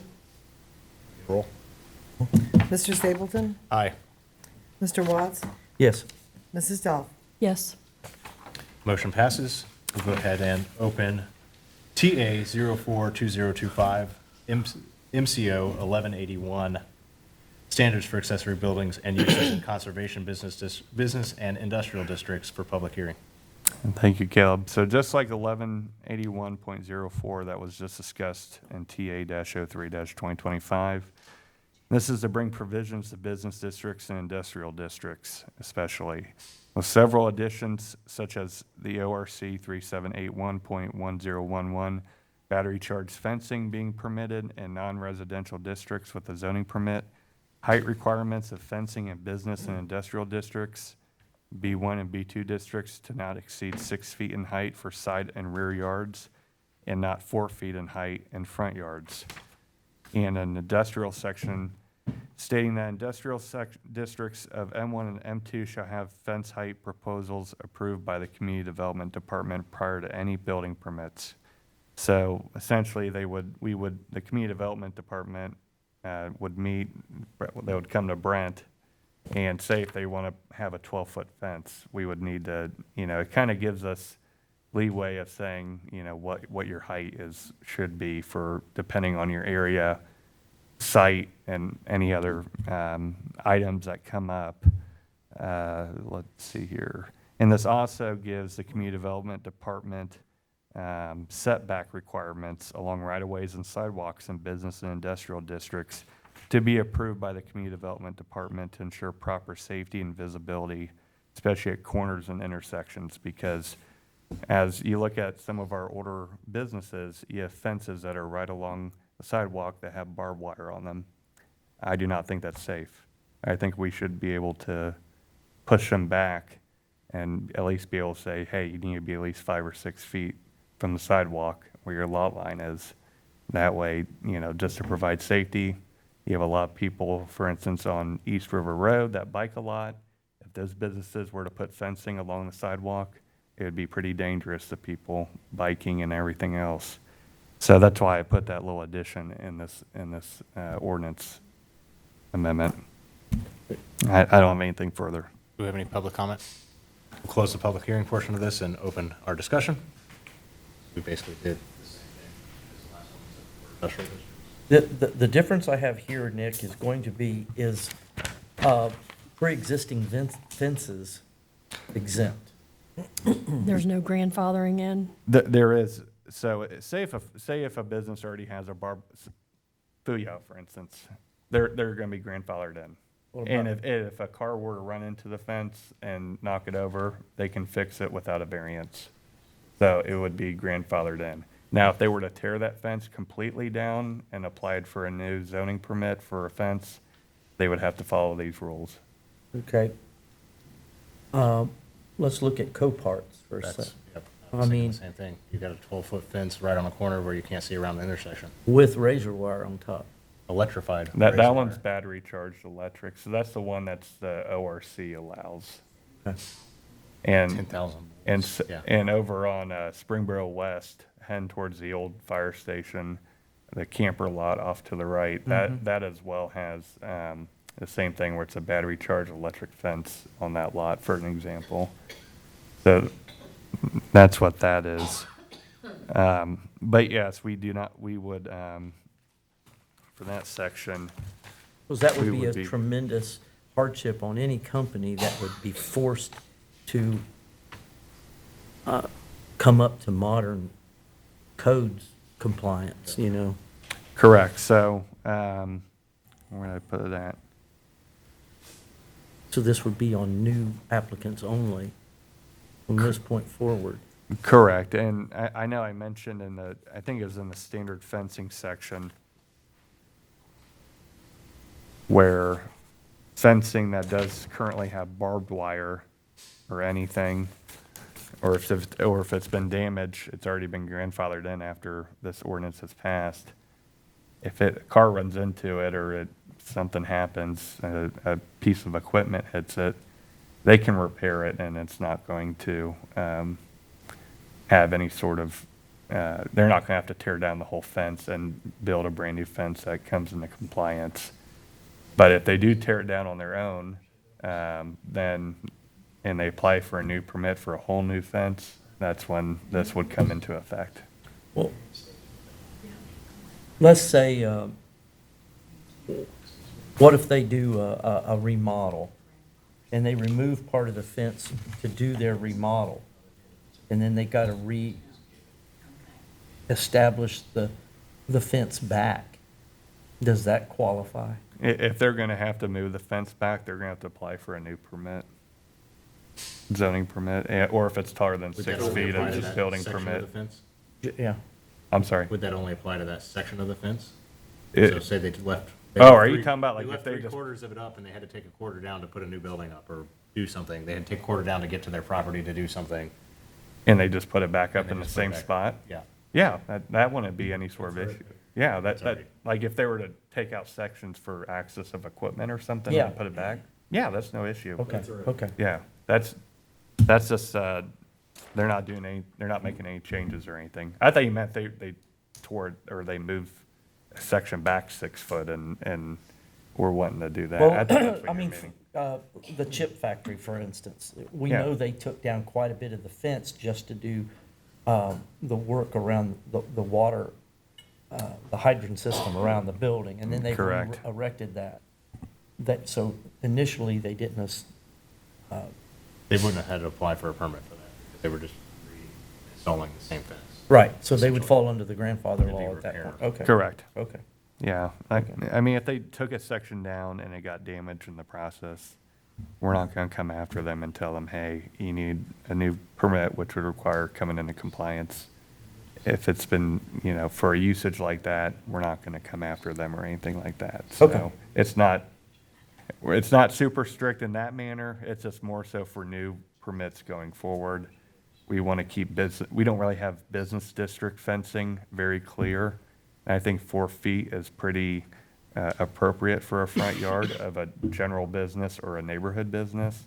And I think 6 feet in the side and rear yards is appropriate for that same thing for a B1 or B2. So that was the other parts that were added to it. But I have nothing further if you guys need to discuss on it or make a motion. Your turn. Not my turn. Oh, you want me to make a motion? Yeah. I can't make that. Your turn. Tell me what to say. I make a motion that we Adopt. adopt this motion, or this Legislate. legislation, sorry. Thank you. It's getting late. I'll second it. Can we get a roll, please? Mr. Watts? Yes. Mrs. Delph? Yes. Mr. Stapleton? Yes. That motion passes. I will go ahead and open the public hearing portion of this meeting for TA-05-2025, MCO 1185.18, trailers and trailer parks. Thank you, Caleb. So in TAO 5-2025, as you said, for MCO section 1185.18. So similar to TA-01-2025, this text amendment in addition adds 48-hour parking restrictions on a driveway or off-street parking location unless it is being used for loading and unloading or for active contractor work occurring at the site. This would be in districts A, R2, R2A, R3, R4, B1, C, and the WO district. It also highlights again on prohibiting street parking of trailers or recreational vehicles in all zoning districts unless it is being used for loading, unloading, or for active contractor work on site.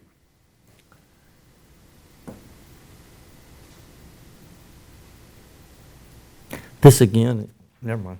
I'll say it in a minute. Do you have any public comment? Close the public portion of this and open our discussion. This again is going on to private property parking lots for someone that has a RV or a personal trailer parking on their own driveway. Yeah. This is not going to be nice, guys. There's going to be a lot of people that's going to be upset about it. Yeah. I mean, it's a lot of expense. I mean, even if you're going to allow a gravel pad, to require somebody now to put a gravel pad on their side lot or to put it in their backyard, that's an expense that these people previously didn't have to face. And, it's, to put a proper pad in is anywhere from $2,000 to $5,000. I've looked at it. That's a lot of money for a lot of people. So you're essentially asking them to spend $5,000 for something that they've been able to, it's their property, their driveway. What are the exceptions to that? For instance, I will use my driveway in particular. There is no place to put a gravel path. So you would have to go to BZA and get Get a- approval. Which you, She lives on Winwood. Her driveways are, Winwood doesn't even have street access, if you want to know the truth. It's the saddest street, I believe, we have. The road itself is probably only about 22 feet wide. When you got cars parked on either side of the road, you've already lost 16 feet of the well, road. I know So you might have the additional 9 Yeah. feet, to in a drive. A lot of those neighborhoods are like that. Even up on the hill in Yeah. on Charlotte Mill, where I'm at, I'm on a curve. I've got 50-foot lot frontage and that's it, or 40-something foot lot frontage and that's it. I have enough room to park a car. Yeah. And I have no room on either side of my property where I could get an RV. I will say you did make a recommendation for TA01-2025, which contains the same language as B. The same language is used in letter C of TA-01-2025. so these people will come to, who did you say, BZA? BZA, And ask for a variance. Where's And letter ask C? for, a variance. Oh, you're talking about, okay, I mean, we're not talking about, we're not talking about a handful of people here either, guys. no? I mean, we're talking about a substantial amount of people. I think I know of at least 6 in especially my since neighborhood. COVID. There's a lot of trailers, campers. I mean, it's one thing to say it on the street. I understand that. I don't agree with somebody parking a trailer on a street and just leaving it. And leaving it's it. another thing to say, dilapidated or abandoned trailers parked in a driveway. Grass growing up underneath it. I get that, I understand I'm that. totally on board with that. Yep. But if somebody has an RV, And they take it out somewhere every weekend or, okay, whatever. let's say this, Once a you've month. you've got somebody with a work RV, okay, a utility trailer. They come home on Friday. They're home Friday, they park it Saturday, Sunday, all of a sudden they're sick on Monday. They're out of compliance.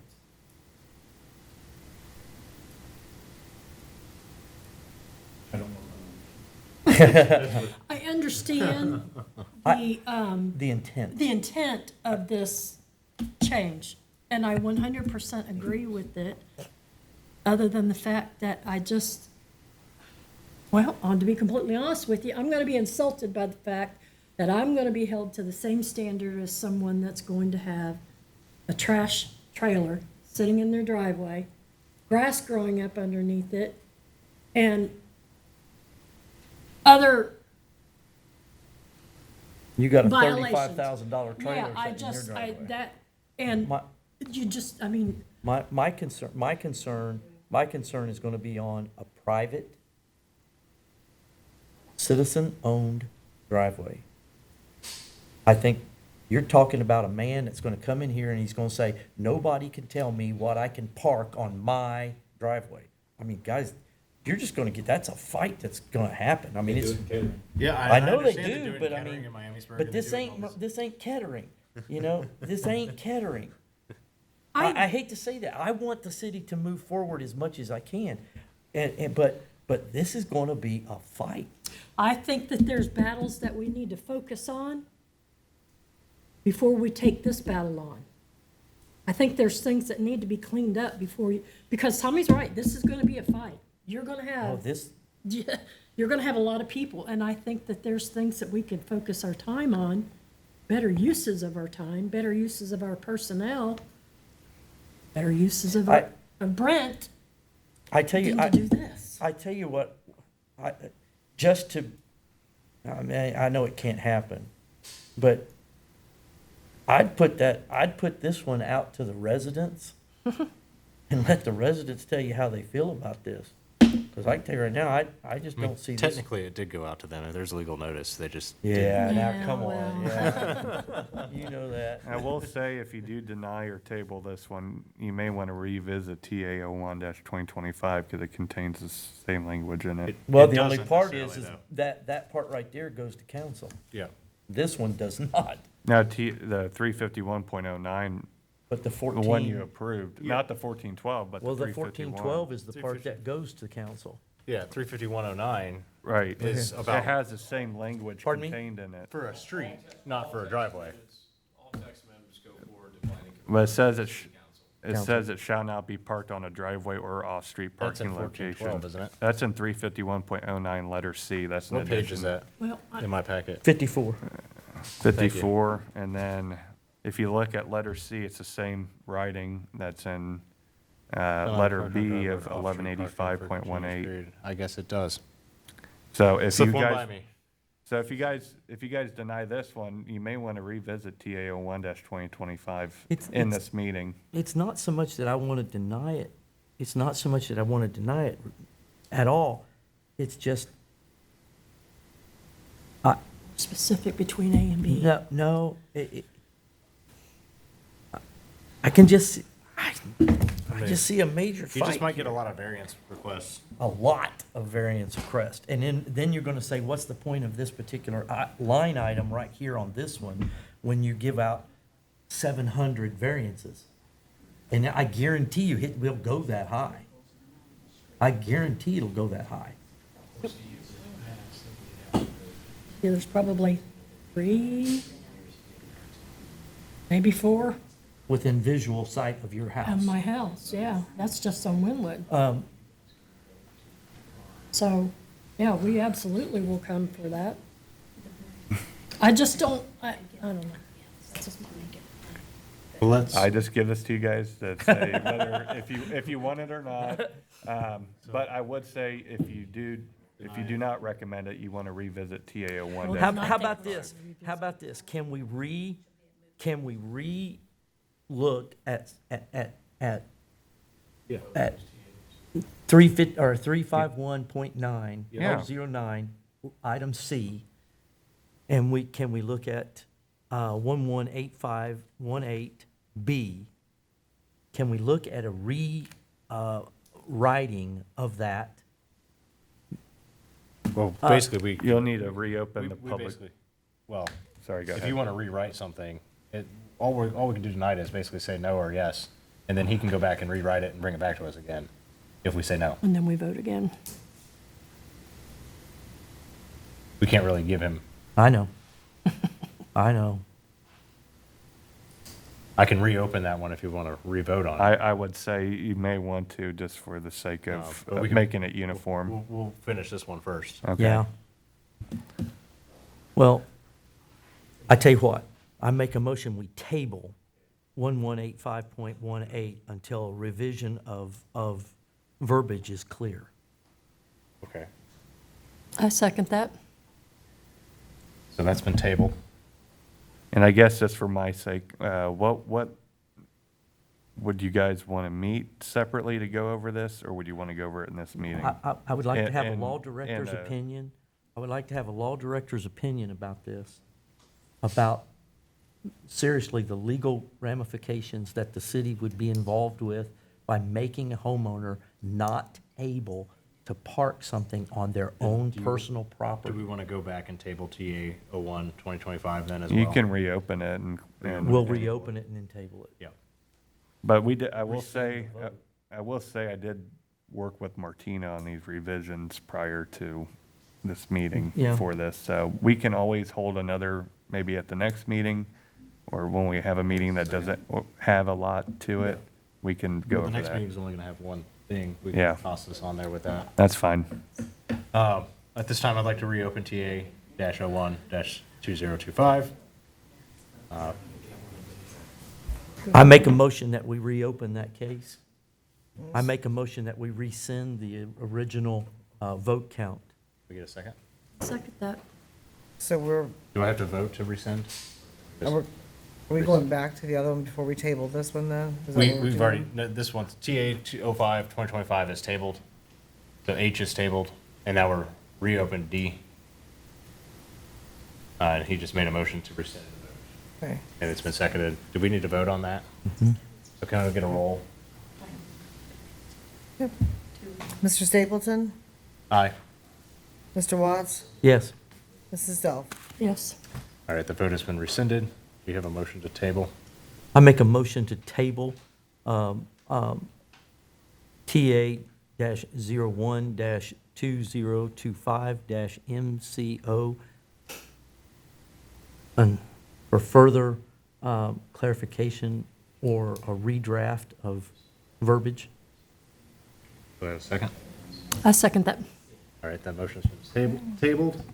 All right, at this time, I would like to open TA-06-2025, new MCO section, mobile food vendors, for public hearing. All right, thank you. So this is I know this is a longer section. I wrote all this based off of Say no more. research and everything else. This is all brand new. There is nothing from the code or anything regarding this. This will be a brand new section to the code. It's going to be called mobile food vendors, as we do not have anything in our current ordinances for food trucks, which, as you already know, are popular in Moraine. In order to operate a food truck, you must get a peddler's or solicitor's permit currently, whereas this will create a food truck permit for Moraine. So currently in our ordinances, the peddler's and solicitor's permit, you have to go through a long process of a background check with the police. You have to get, they're considered a peddler or solicitor, and I don't like that verbiage for a food truck. If a food truck wants to operate Moraine, I think they should have their own section in here, because they have been getting more unpopular, as you see on 741 and on Dryden Road and everywhere else. Let's see here. I know it's lengthy and in-depth, but I wrote this with the help of nearby jurisdictions and research of common regulations with food trucks. This also outlines the overall provisions, fees, tax requirements, penalties, overall safety of food trucks. And if you have any questions regarding this section, please feel free to ask any questions at this time, as this is the largest text amendment / addition of this meeting. Is $1 million liability insurance, is that kind of normal for most of these? I see 500,000 a lot of times with That's small what our- businesses. That seems like a lot. That's what our- Ask a small business. That's what our law director recommended for that one, so. Okay. This was, she was in on this when I did write all this and everything. And for instance, the biggest thing is the fees, because we don't really have a fee schedule for food trucks or anything. So say if you do a 1 year, we're gonna call it a 1 year mobile food vendor license. And it's good for 1 year from the date of issuance. It's $150 with submission of the application requirements that are outlined. There's a 6-month mobile food vendor license, which is $75 with submission, and that's 6 months from the date of issuance. Required payment of $75 with the application. And then we also wanted to make sure that those that are safe, they're doing events or like especially at businesses or and also at our public events, they're going to be exempt from this. But they'll still get a temporary food license if they operate for 3 days or less, if there's a weekend event going on somewhere. I also see in here where they can't be in a spot more than 6 hours. Which number is that, Caleb? 2, under operating requirements, B, a mobile food vendor unit located outside of a public right-of-way shall not remain stationary in one location for longer than 6 hours. After remaining stationary in one location for 6 hours, the mobile food vendor shall be moved to a location of at least 100 yards from the previous location. So I think that may cause some problems. That one, I didn't realize that was even in here. I'm sorry, what number was that again, Caleb? It's G under operating requirements. Okay. And it's number 2. It's on page I don't 77 even of our packet. recall Number 2 there. writing yeah. that part. I just think that will cause some problems for some of those that are permanent. Quite a few of those. Yeah. Especially over in front. On 741. Yeah. In front of Ziggy's. Yeah, at least 2, maybe 3. There's an icy shop. Now, I could see that being established for a temporary use only. Yes. But But should there be a That should separate ordinance for long-term food vendors? that'd be the 1 year license. They'll have to reapply each year for that. Okay. I agree that number 2 that Caleb just read off should be removed from this. Okay.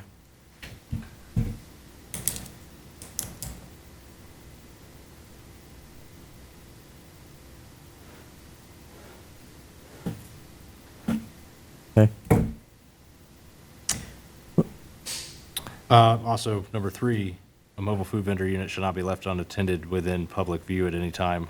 Is also going to be a problem. Some of those permanent ones, when they go home for the evening, it's going to be in public view. And Remit. it's going to be unattended. Omit. Omit that one.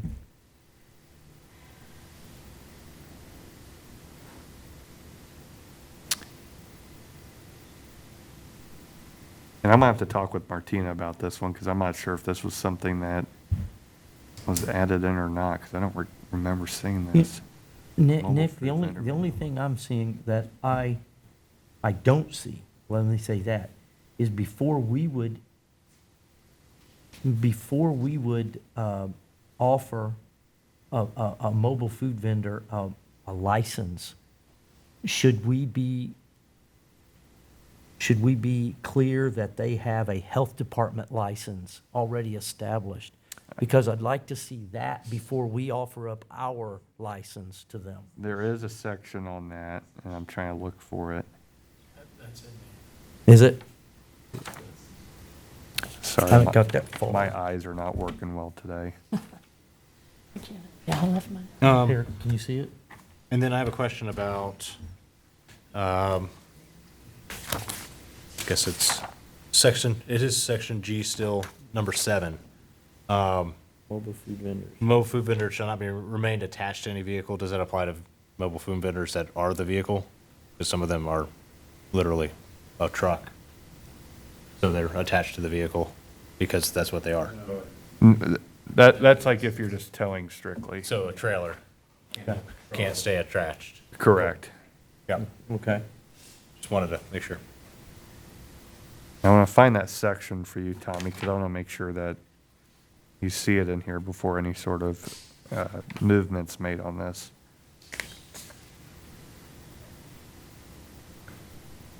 I see where the fire department, the police department have to give a look-see here.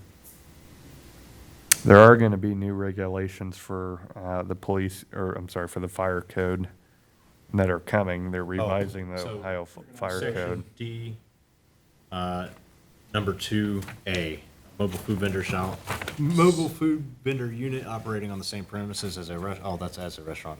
Yeah. Must, Well, what's this one? A mobile food vendor license? The determination by the city that all requirements, wouldn't that be part of the health and all of So that? letter F has a valid copy of all licenses or permits required by the county of Montgomery, the state of Ohio, and any subsidiary enforcement divisions thereof, including but not limited to the Public Health, Dayton, Montgomery County, and the Perfect. Bureau of Motor Vehicles. So That's- that's that's in the letter word I F, Okay. Yep. number 2, letter F. So Yeah. all their ducks this in a one. row before we say yes. I would definitely want to see that before our permit is issued. Correct. So that is part of license, what's getting a required to license. even get the license to begin with.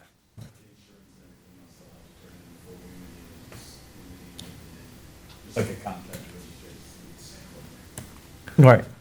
So one thing I can do is, if you want me to omit numbers 2 and 3 letter G, numbers 2 and 3, I can omit those if you would like for that to move forward Yeah. with that being revised in that form. I'm okay Unless you see anything else that's sticking out to you. with it.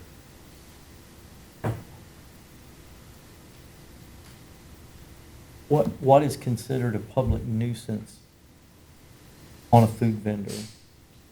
And that would probably be when the police would be getting involved if there's a report or anything of them acting out of line.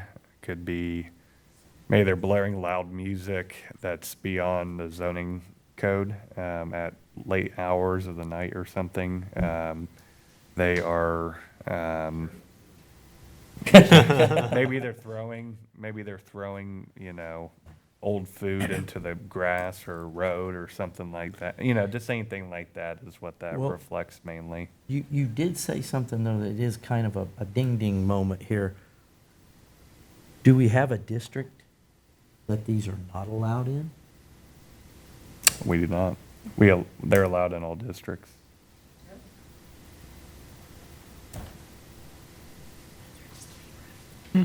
Because say, Thoughts? what if, say, What if I want to throw a birthday party and have a food truck at my birthday party? So, like say if Fuyao or Shears or somewhere wanted to have a food truck for a celebration, or Wind Supply, they're in an industrial district. We can't restrict, you know. I think it'd be wrong to restrict food trucks from being able to Yeah. be there for a weekend event or something like Okay. that, or grand openings. Or like And one of then- those shaved ice things coming to a Yeah, birthday like Kona party. Ice. So like what Caleb was saying, like if you want to have something in the driveway for your kid's birthday or spouse or something, you want to have a birthday party and you want them in there, they can be there temporarily, and there's no charge or anything like that. But they cannot, we don't want them staying in the right of way is what we're trying to aim at. They'll need to be in a parking location. for Okay, the- now let's I'm mean about this. So let's take this to the next level. Now we've got a detached trailer sitting in 3 a days. residential driveway. For 3 days. For which is 3 over your days. 48 hours. Well, that's a food truck. It's not technically it's not what we're kind of trying to find in those other But sections. it is a detached trailer. It could be You sticky. could classify it as one, but, Well, let's say this neighbor doesn't like this people having a birthday party, and they've rented a food trailer For 3 days. for 3 days. right. Now you might And get we a- have the right to say no, yes or no Good thing we also, tabled if the they, other two. because they have to apply through community development in order to get one. And we can tell them yes or no if they, Can you also limit, like, it says for 3 days, could you sell them, you're only good for a day? yeah, if they, are you just saying if they want to be there just for No, a if day? you wanted to say, if say they're in an area, as, when you guys are making the decision, for up to 3 days, could you say? Yeah, We're only giving you this for In 1 this day. area, we're only giving you a permit for the day. I Leave mean- that up to the discretion of you two. Yeah. I mean, yeah, we could certainly, it's just kind of like a on basis sort of thing, you know? It's very unique. It's mainly to kind of help make it easier for people that currently operate food trucks in the city to Yep. have provisions and such. Because So like Miami, West Carrollton has a food truck section, I'm good with this. but Kettering doesn't. Kettering don't have nothing. They don't have a food truck section. Neither does Centerville. No. So I'm not sure if they're not Yeah. permitted or if they just do it, because sometimes they have food truck rallies, so I don't know if it's just a Probably a special on-time use basis. permit. Yeah. Nick, can you speak a little bit about, one of the reasons this was instigated was because we're currently regulating under the peddler and Yeah. solicitor piece, and it's actually costing our food truck owners more money than implementing this policy. So this would be more friendly to those that are in stationary positions along 741, and some of the ones when our businesses get together and have food truck rallies, things of that nature. So this really isn't meant to be prohibitive as much as it is to create regulations where we didn't have them, so we had to have them fall under a certain group. And that group ended up being solicitor peddler, and it created a hardship, constant renewals of permits, fees that were becoming very significant, right, Nick?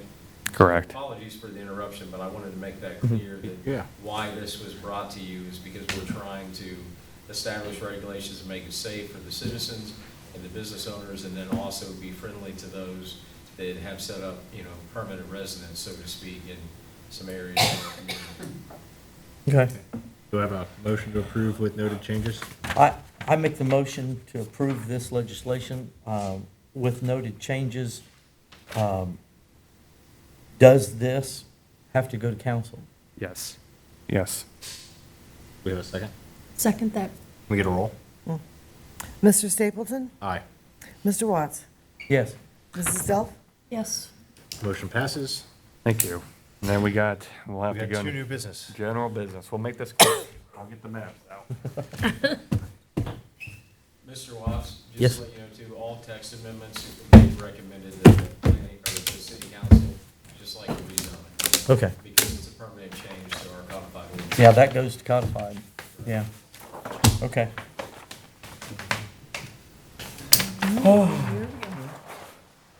See what fun you guys miss? We have the Mylar ahead of time? I don't have an issue. On the ball. I don't either. These are fine with me. Yeah. I don't even know if he needs to. Here, I don't know how you guys want to lay this across. We'll make a copy of the bill. Thank you very much. And then the second one, This is Cardington. Yeah. We should put this on an overhead projector. Here, can you throw this up on the I should have. This will be Don't let for him the give you a second. hard time. This is the second one. So this gives you a straight visual in front of you, and I'll explain it here Okay. in the This business. goes this way, Yep. and this way. This is different one. It's this lot, and, well, this one's incorporating. This is y'all. They're two different. We have two cases. They're exactly the same. Oh, no, Yeah, Alrighty, so yeah. Okay. we're good for S-02-2025. This subdivision case is just a formality for the Yal Trucking and Kirk Morris properties located between Dorothy Lane and Cardington Road. We held the same subdivision adjustment last year. However, there was a change in the ownership within the Yal family for the legal writing, as this is for the sale of property. So they're extending that out. So this hasn't changed since last year. Correct. You and Kevin probably remember last year reviewing this. So essentially what they're doing is, in that one in front of Tommy's, they're creating a new lot line right there to your, yep. So that they're creating a new lot line, and it landlocks that property. And in order, it landlocks, yes, correct, I'm sorry, yes, yep, you're correct, I'm sorry. And then in the next section, for S-03-2025, it's a replat of the two properties, combine them, so that there's right-of-way access. As you see, there's an easement there. We cannot landlock a property, so that's why we had to hold these in the same meeting.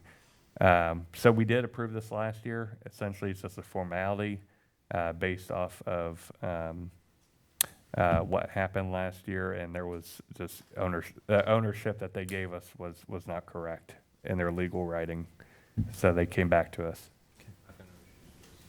I make a motion to approve this, push I'll this second forward. that. Can we get a roll, please? Yes. Mr. Watts? Yes? Mrs. Delph? Yes. Mr. Stapleton? Yes. That motion passes. Same with the second. I make a motion to approve. It's the second. S-03-2025. Because it's the same thing. Yeah. Yeah. I make a motion, we approve that as well. I second that. Can I get a roll on that, please? Mrs. Delph? Yes. Mr. Stapleton? Yes. Mr. Watts? Yep. All right. Do we have any other business tonight? No, I just wanted to personally thank you all for dealing with me this long. I appreciate your input on the code amendments. That's very important to me, very important to all of us in community development to be able, in the city as itself, because I like hearing your comments as residents of the city to make these changes. So that's something I like to take into consideration, and I appreciate your time reading all those.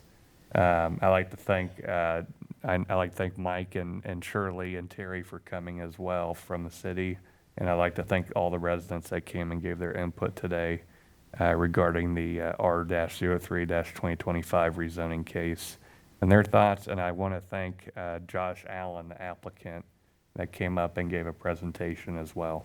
And that's all I have. Thank you. Thank you, Nick. The time is 8:18 on August 19th, 2025. We're going to close the Planning Commission meeting for the night.